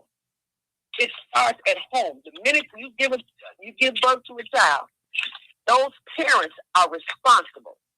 Even if the father don't want to be bothered with the mother, that's a regular story all the time. That ain't nothing new. But the mothers have to continue to find avenues and connect with the right people and teach at home. When you go to school, you already should be prepared to know what the school rules are. But a lot of it starts at home. And if a lot of the young mothers today would take the time, they worry about, Pookie Ray Ray and Shawpa and all them other folks. They're not important, because our children suffer. Then when they end up in the juvenile system, then it's an outcry. We don't need the, little boy that cried wolf. It takes time. And as I stress highly, if the young mothers do not know how to be mothers, looking at television is not going to help you. Looking at Tubi and Basketball Wives, that is not going to be a mother. You need to know how to nurture. And some of them had never had the experience. So the children look at what happens in the household with the parents, and they mimic and mock what they see at home. So when they get to school, there's a problem. Then when they get to be with these other kids who are loosely, and Martin know, I didn't have my son out there. My son got mad. Mama, you didn't give me no life experiences. Well, for me to be sitting up in the courthouse all day long? No. I would prefer to raise you the right way and teach you what is the expected way of life on the other side. And the jail system is not fun. It's not fun. We have that. There are churches, there are some churches, and old timers mentioned it. I put it up there. I told it. Kevin Ford is a pastor of St. Paul. He has an apprenticeship program. I used to work for them, so I know what the program is. But a lot of the programs, they have to test in order to be accepted. With the Urban League and other little organizations, they don't have a testing. City colleges, some of them have, some of them don't have. But for St. Paul Community Developmental Ministries, you have to test at least an 8th or 9th grade, 10th grade level. And most of the kids are not at that level. So it's not easy for them to be able, as the gentleman was saying, all of them may not have the knowledge or the skill set to even take a test for some of these programs. So That's where you have the Chicago Urban League and other nonprofit organizations that actually teach you how to do computers, how to do math courses. You can do that. And some of the city college programs are free. You have to know. But it's always the thing that the late Mr. Rowdy's neighborhood say, it's the people in our neighborhood. So if the children are out of control, as a community, we've got to pull together and go back to that area of understanding how to help those who don't know. I grew up in an era where the old men came out there with shotguns and a baseball bat and told you get off the car, and they ran and didn't come back. And that's the Southerners that did that, real good ones, and they moved to the north, and they carried that tradition. So, man, I love listening to you all, and I love how you all interact with one another. And a lot of our boys and our young ladies, they need to see men for real. I was on the phone last night with a friend of mine, and I had to help him out verbally, with the things I have, far as information. But I had to tell him something, brothers, that I don't know, but y'all may want to chop his head off. But I had to tell him this. He loves his children. He's overly in love with them, to the point that he said this, brothers. My children are my girlfriends. I told him, brother, that sounds like I knew where he was going, but I said, no, your children are your children. You're not, the daughter not your girlfriend, your son not your girlfriend. You're the teacher. And some men and some women have not been taught. So they just say whatever they think is come out of their mouth. So I just wanted to share that with you all. Okay. It was just piggybacking off of what, the snatch and grab will stop. And the community needs to pull it together. But the parents that don't have an understanding, they need someone to help them. Okay. All right, we're going to end it right there. I'm going to do the closing remarks. I've listened to everyone. Martin, can I say something? Why you always got to be last, old timer? What you got to say, man? Okay, you close out. I'll catch you next time. Yeah, because you know. Okay. I mean, if you want to talk, it's all about you. Go ahead, old timer. I was just going to give you a success story about when they come out the father. Well, let's hear it. Let's hear it. Okay, my sister was she was a math major, and my father he was glad and proud of her, but he didn't take no stuff off her. If he caught her throwing food in the garbage can, that was trouble. And she did it, and she has done it. She did it. And he had an absolute fit about her throwing food away in the garbage because he didn't feel that it should be wasted. I'm talking about when I said fit, I mean, he put, I didn't know it was that serious. It scared me from doing it. And I watched my children. I said, you're not going to eat all your food? I said, don't put too much on your food if you're not, on your plate if you're not going to eat. You're not going to waste food. But anyway, let me tell you something. My sister went on to be a top worker for NASA. For NASA, she was there when they built the Patriot missile launcher. She was on that program. And the Japanese guy that went up in the Discovery, the one that blew up when he got up in the sky up there. He was the one that came down from Cape Canaveral and presented her with the Silver Snoopy Award. She was the top worker at Martin Marietta, the Space Aeronautics Program. She was the top worker, and she got Worker of the Year. Now, my father used to work for a place called Celatech. There was a Space Aeronautics, and he took us over to see the three dummies when he sent the three dummies up in space years ago. So somebody on this phone know how old I am, so they know what I'm talking about. He sent those three dummies up there. I saw the three dummies sitting inside the space capsule. And then my sister, she took them to all of the space launches in Cape Canaveral down in Florida. So we saw all of this. So I'm telling you that it takes, when the father is in the house, it makes a great big old difference. And that boy he's going to comb his hair. He's not going to do like these children do nowadays, go to school with their hair all kind of ways. So you couldn't do that when I was growing up. You had to stand up and present yourself. But now, with the home being unstable, well, you can do how you want to do. And people and people say, well, you know, it ain't like that everywhere. It is like that everywhere. It is like that. And when as soon as you start seeing the boys at the all boys school, I went to all boys school for 4 years, and it helped me. I didn't have no girls at the school that I went to, and my father was very serious about me excelling in school. So there was no excuse. There was no excuse at all. But my sister went on to be she was a top worker for Martin Marietta, and that guy, the Japanese guy that came down, presented her the top silver Snoopy Award, which is the highest award for a worker. And that's what she got. So I'm telling you, it makes a big difference when the father and the mother work together in the household, and they're working together. That'll stabilize your home. And our young men, whether they're educated or not, they got to be able to run their household.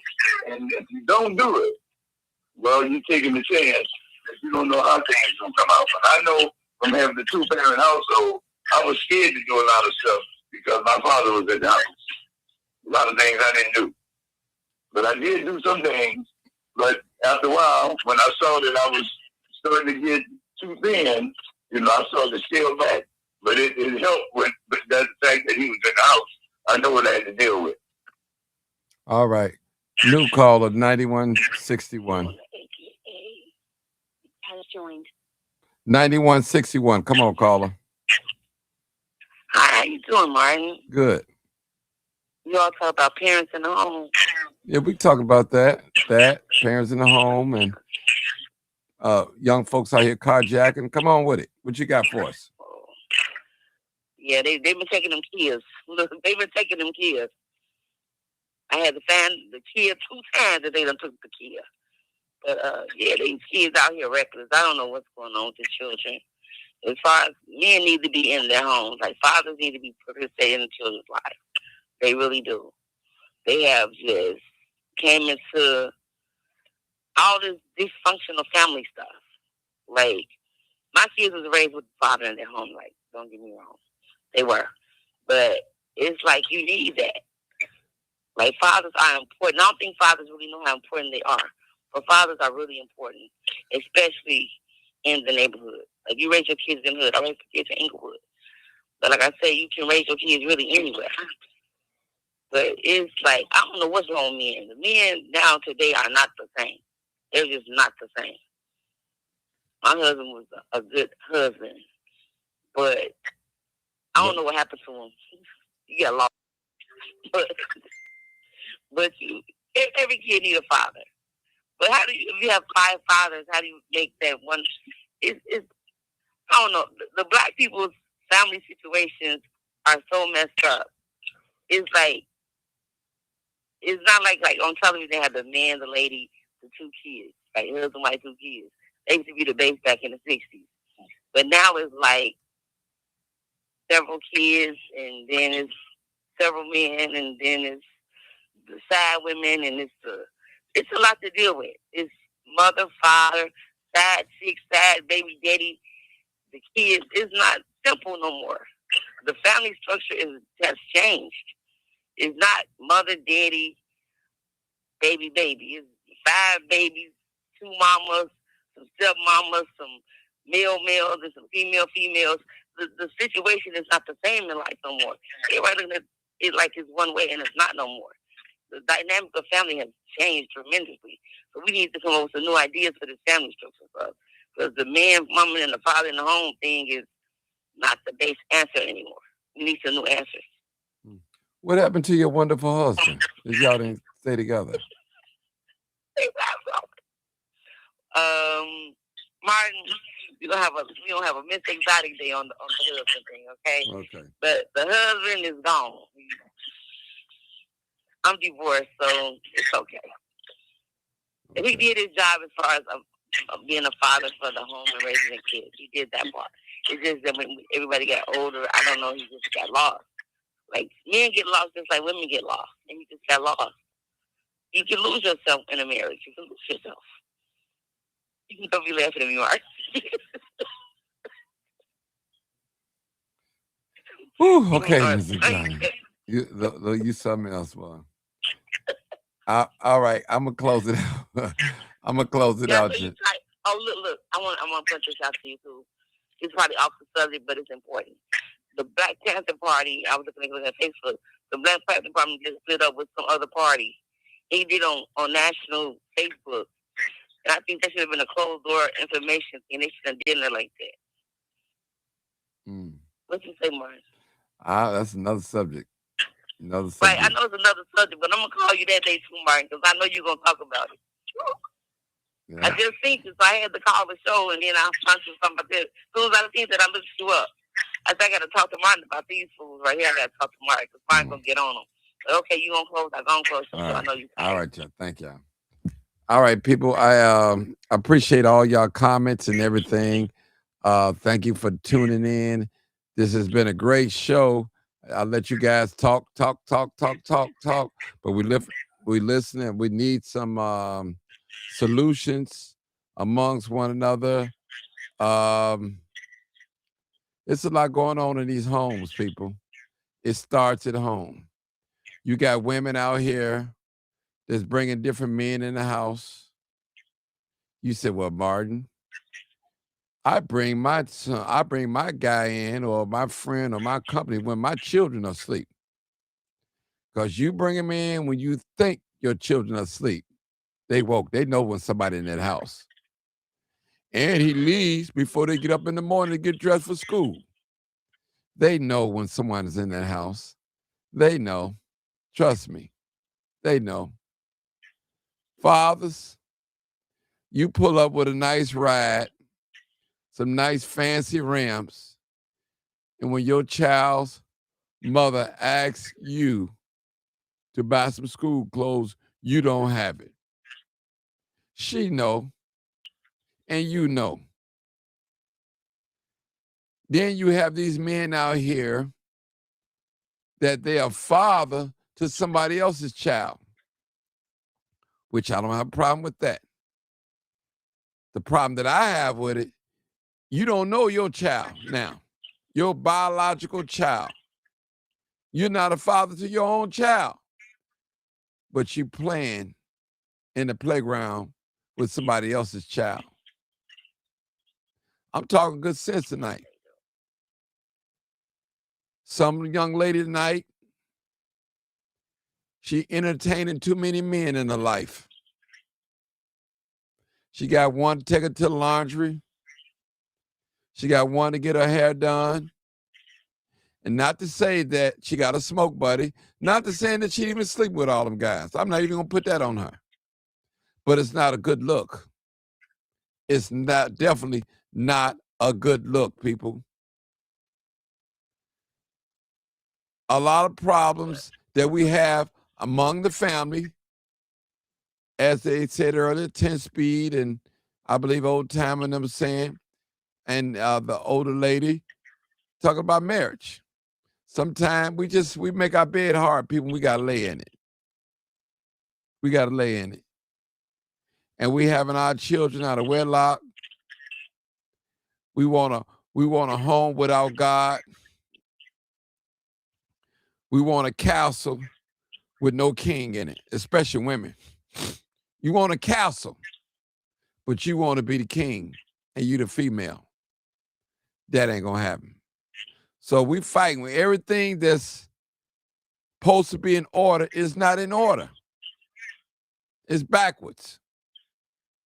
You got women out here that's sharing their body with their boyfriend. And y'all know what I'm just trying to keep it clean. But when he go and tell her children something, he can't discipline her children. He can't say anything to her child. Ain't that strange? You got a man in your home that's not your husband. He don't plan on marrying you. He there for the ride. You never saw his state ID. You don't know if that's his real name. This is real talk, people. Then some of you you a side chick.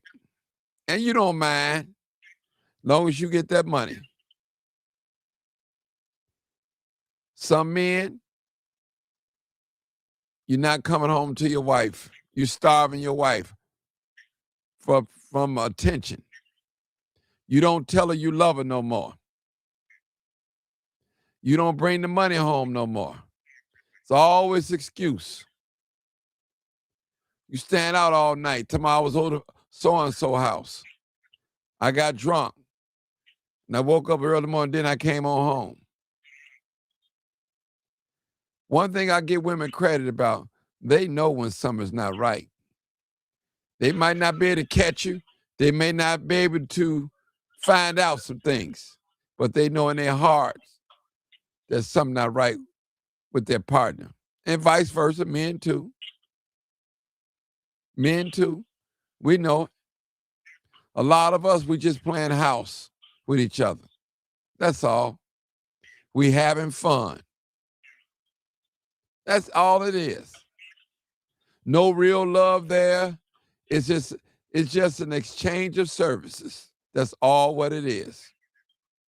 Exchange of body fluids. That's all what it is. Using each other for a toy. Nobody planning on no commitment at all. Long as you pay your half, as long as you pay your portion. You got some women, they don't mind taking care of a man as long as they're in control or in charge. He don't need no job. He can stay with me. And you want to be in control. I find out that to be a problem too as well. So we want, do we want what God wants us to have, or do we want what we want to have? We got to make a decision. We're going to have these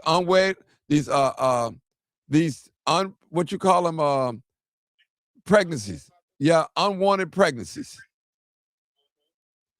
How many of us see so many gender reveals on social media with no man around? Real talk. We have this big old celebration of baby shower. Where's the father? You got to ask yourself a question. Where's the father? I'm straight. I don't need no man. Me and my baby going to be straight. And you hear that all the time. You hear it all the time. You got these women out here that's playing chess. They're using their children as a pawn to control the man. That's what they're doing. Well, if you're not going to be with me, you can't see your children.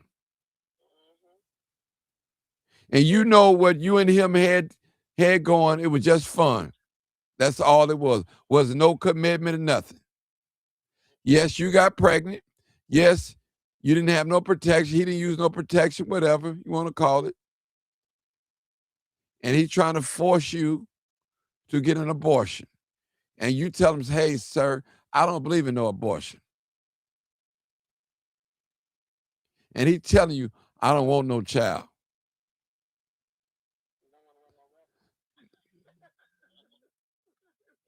Well, we know what it is. She drunk, he drunk, he high. Hey, we got together. We both trauma bond. And your guy left you. My woman left me. All we said, let's go get us a drink. Let's flame up. Let's pop a pill. Have you ever seen a couple and you're trying to figure out what does they have in common? You're looking at them like, this is totally opposite. And you're going to see a lot of that. We live in desperate times, people, where people are willing to take less, not to be lonely. Real talk. Some women, hold on, brother, I'm talking. This is over with now. Some women, they want to be loved. They want to be appreciated, and rightfully so. Now you want to call the man that you had a baby by, your baby daddy or your child's father, a bum. But guess what? You laid with a bum. So what that makes you? That's what I tell them. And don't tell me you got 3 or 4 children by him and you just found out that he's a bum. See, we got to be careful. There's an old saying, Dr. Sanders probably can agree with me. They say when you lay down with dogs, you get fleas. Now, don't get me wrong. People can start off loving you, and people do fall out of love. They definitely do. They fall right out of love. What's so backwards about falling out of love is somebody say, I'm falling in love. You should arise in love. That's it. So our ladies and our gents, we got to do this thing right. We got to do it right. The brother got on here and gave a good testimony. That brother said he got 5 children. Both parents was in the house. They're all grown now, probably out the house now. He gave us his testimony, like him or love him. So it is possible that couples can stay together. Now, we know the honeymoon, after the honeymoon is over, is reality. It's real reality. Now, every marriage is not a honeymoon, and we know that. It's going to have its highs, and it's going to have its lows. It's the love that connects us that we have to hold on to. So I suggest all of us to search within ourselves, what is it that we want? And those that are married, those that are dating to marry, congratulations to you. But those of us that's playing in the field like a kid in the playground, want this one and that one and this one and that one, shame on you. Shame on you. One lady said, well, Martin, it's a shortage of men out here. You can't find one. The man's supposed to find you. You're not supposed to find the man. That's how it's designed. You got women out here proposing to men, asking the man, would he marry her? Instead of waiting on the man, asking the woman to marry him. How backwards have we gone, people? And you know what's a dangerous thing, Dr. Sanders, is when a couple invites another person into their bedroom. That's some nasty stuff. You inviting another man or another woman into your bedroom with your husband or with your partner. It's dangerous in the day and the time. If you read them statistics about AIDS, HIV, those numbers are real. Somebody is out here that have AIDS. Somebody's out here that have gonorrhea. Somebody out here that have syphilis, HIV. And they don't look sick. And they don't act sick.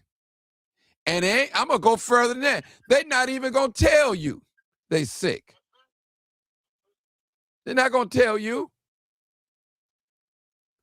They saying in the back of their mind, you should know better. If I lay down with you and you don't protect yourself, that's on you.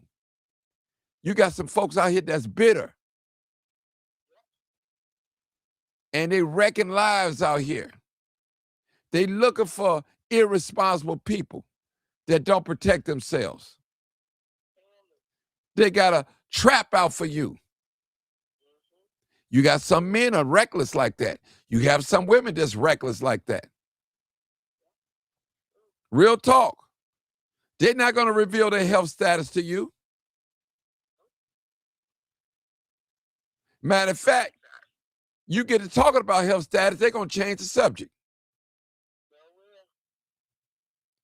I'm telling you, people, if we start to get to know each other, Dr. Sanders, before we lay down with each other, I'm telling you, we'll learn, like, you know what? I don't even like him. I thought I like him. He's attractive, but he ain't for me. I'm telling you, Dr. Sanders, it's the lust that gets us, the lustfulness. That's what it is. It's, yeah, yeah. We out of control. And I'm going to tell you, ain't too many Pauls walking around here. And what do you mean by that, Martin? Celibate men that have made themselves celibate unto death. Ain't too many Pauls walking around here. And I'm telling you, for those women that got these foreign toys that you put inserting inside your body, playing with yourself. I got to go there, Dr. Sanders. I got to go there tonight. He don't talk about it. He don't talk back to me, Martin.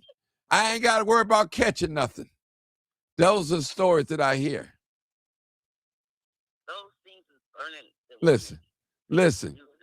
Sex is between a man and a woman. And anything outside of that is anti-sex. It's against the nature of God. So don't tell me you out here practicing celibacy and you masturbating, brother. Don't tell me you out here practicing celibacy, woman, and you playing with toys and masturbating with yourself. It's real talk. Be true to yourself. Don't lie to yourself. It's serious out here, people. Dr. Sanders, do you know this? And I know you work in the healthcare industry. A person that can be affected with HIV, they got some medicine out here to where you can't even detect it.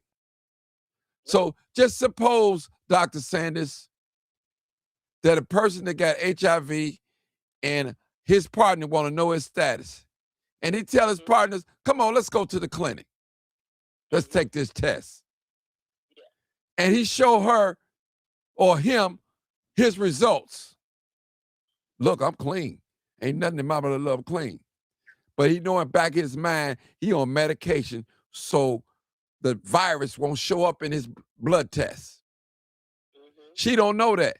She thinking she laying down with a clean man, or he think he laying down with a clean woman. I'm telling y'all, this thing is real. It's real. If you know some pharmacy techs, they'll tell you. They know that medicine. They'll tell you. They're not supposed to reveal it to you, but if you know them, they'll tell you. We got them laws with the HIPAA laws. I'm telling you. Dr. Sanders, I remember I used to tell men, y'all gonna get in trouble with them little leggings, them tight leggings, them thongs, them little t-shirt, and little flip-flop shoes looking at some of these young girls, young ladies. Get you in trouble. You're gonna have a lifetime of child support over a little bubblegum outfit. Because your lust, your thirstiness got you in trouble. Man, the Bible said, can a man take fire upon his bosom and be not burned? That's deep. That is deep. We got a lot to learn, people. And don't nobody want to be by themselves. I don't want to be lonely. You don't want to be lonely. Hey. People, we got to be careful out here. And that's the message today. If you miss anything that's said today, be careful. Be careful. Just be careful. Because it's real out here. And folks ain't telling you if they sick or not. They're not going to tell you. They're going to lay next to you. They're going to lay with you. Do every imaginable things in the bedroom that you like. But you don't know it. In back of their mind, they sick. And the first thing when you find out, they're going to say, no, you gave it to me. Blame game. They're going to play that blame game. And I'm not trying to scare nobody. And I didn't even know I was going to go this route. I had to tell the truth. Shame the devil. It's real talk. So we got to be careful. These are the plagues. When we don't do it God's way, this is what we get, Dr. Sanders. That's right. When we don't do it God's way, this is what we get. Real talk. You look on social media, YouTube, everybody's telling us How about a relationship? And some of them ain't never been in a committed relationship more than probably a year. Never been married. But telling you what to do. We ain't talking about no girlfriend. We ain't talking about no girlfriend and boyfriend. We talking about a marriage. You trying to school somebody on a marriage and you ain't never been married? You ain't never crossed that bridge? You got all these key points, but you ain't never been married. And you trying to counsel a married person. It's real out here, Dr. Sanders. All they can do is give us opinion of a boyfriend and girlfriend. And if you're married, you know what I'm about to say. 1 + 1 is 1, not 2. And if you don't understand what I'm saying, that means you ain't never been married. Or you don't know about the sanctity of marriage. Marriage is very sacred. Yes, it is. It is beautiful. It's beautiful, too. For those of us that experience real love, some of them didn't work, it didn't last, but love is beautiful when you can love a person. Yeah. Yeah. Yeah. We're going to leave it right there, friends and family and participants, as I say. I thank y'all so much, Dr. Sanders. I hope I made somebody day. I hope I warned somebody. And, hey, people, it's real out here. I'm telling you. As Dr. Sanders, as we always say, we got more days in front of us than we got behind us. Real talk. You already know what it is. Live, uncut, unedited. Tell the truth. And what? And shame the devil. I love being blind. I love being blind. Thank y'all so much. I appreciate y'all. Even thank y'all for hanging out with me because we had technical difficulties, but we made it work.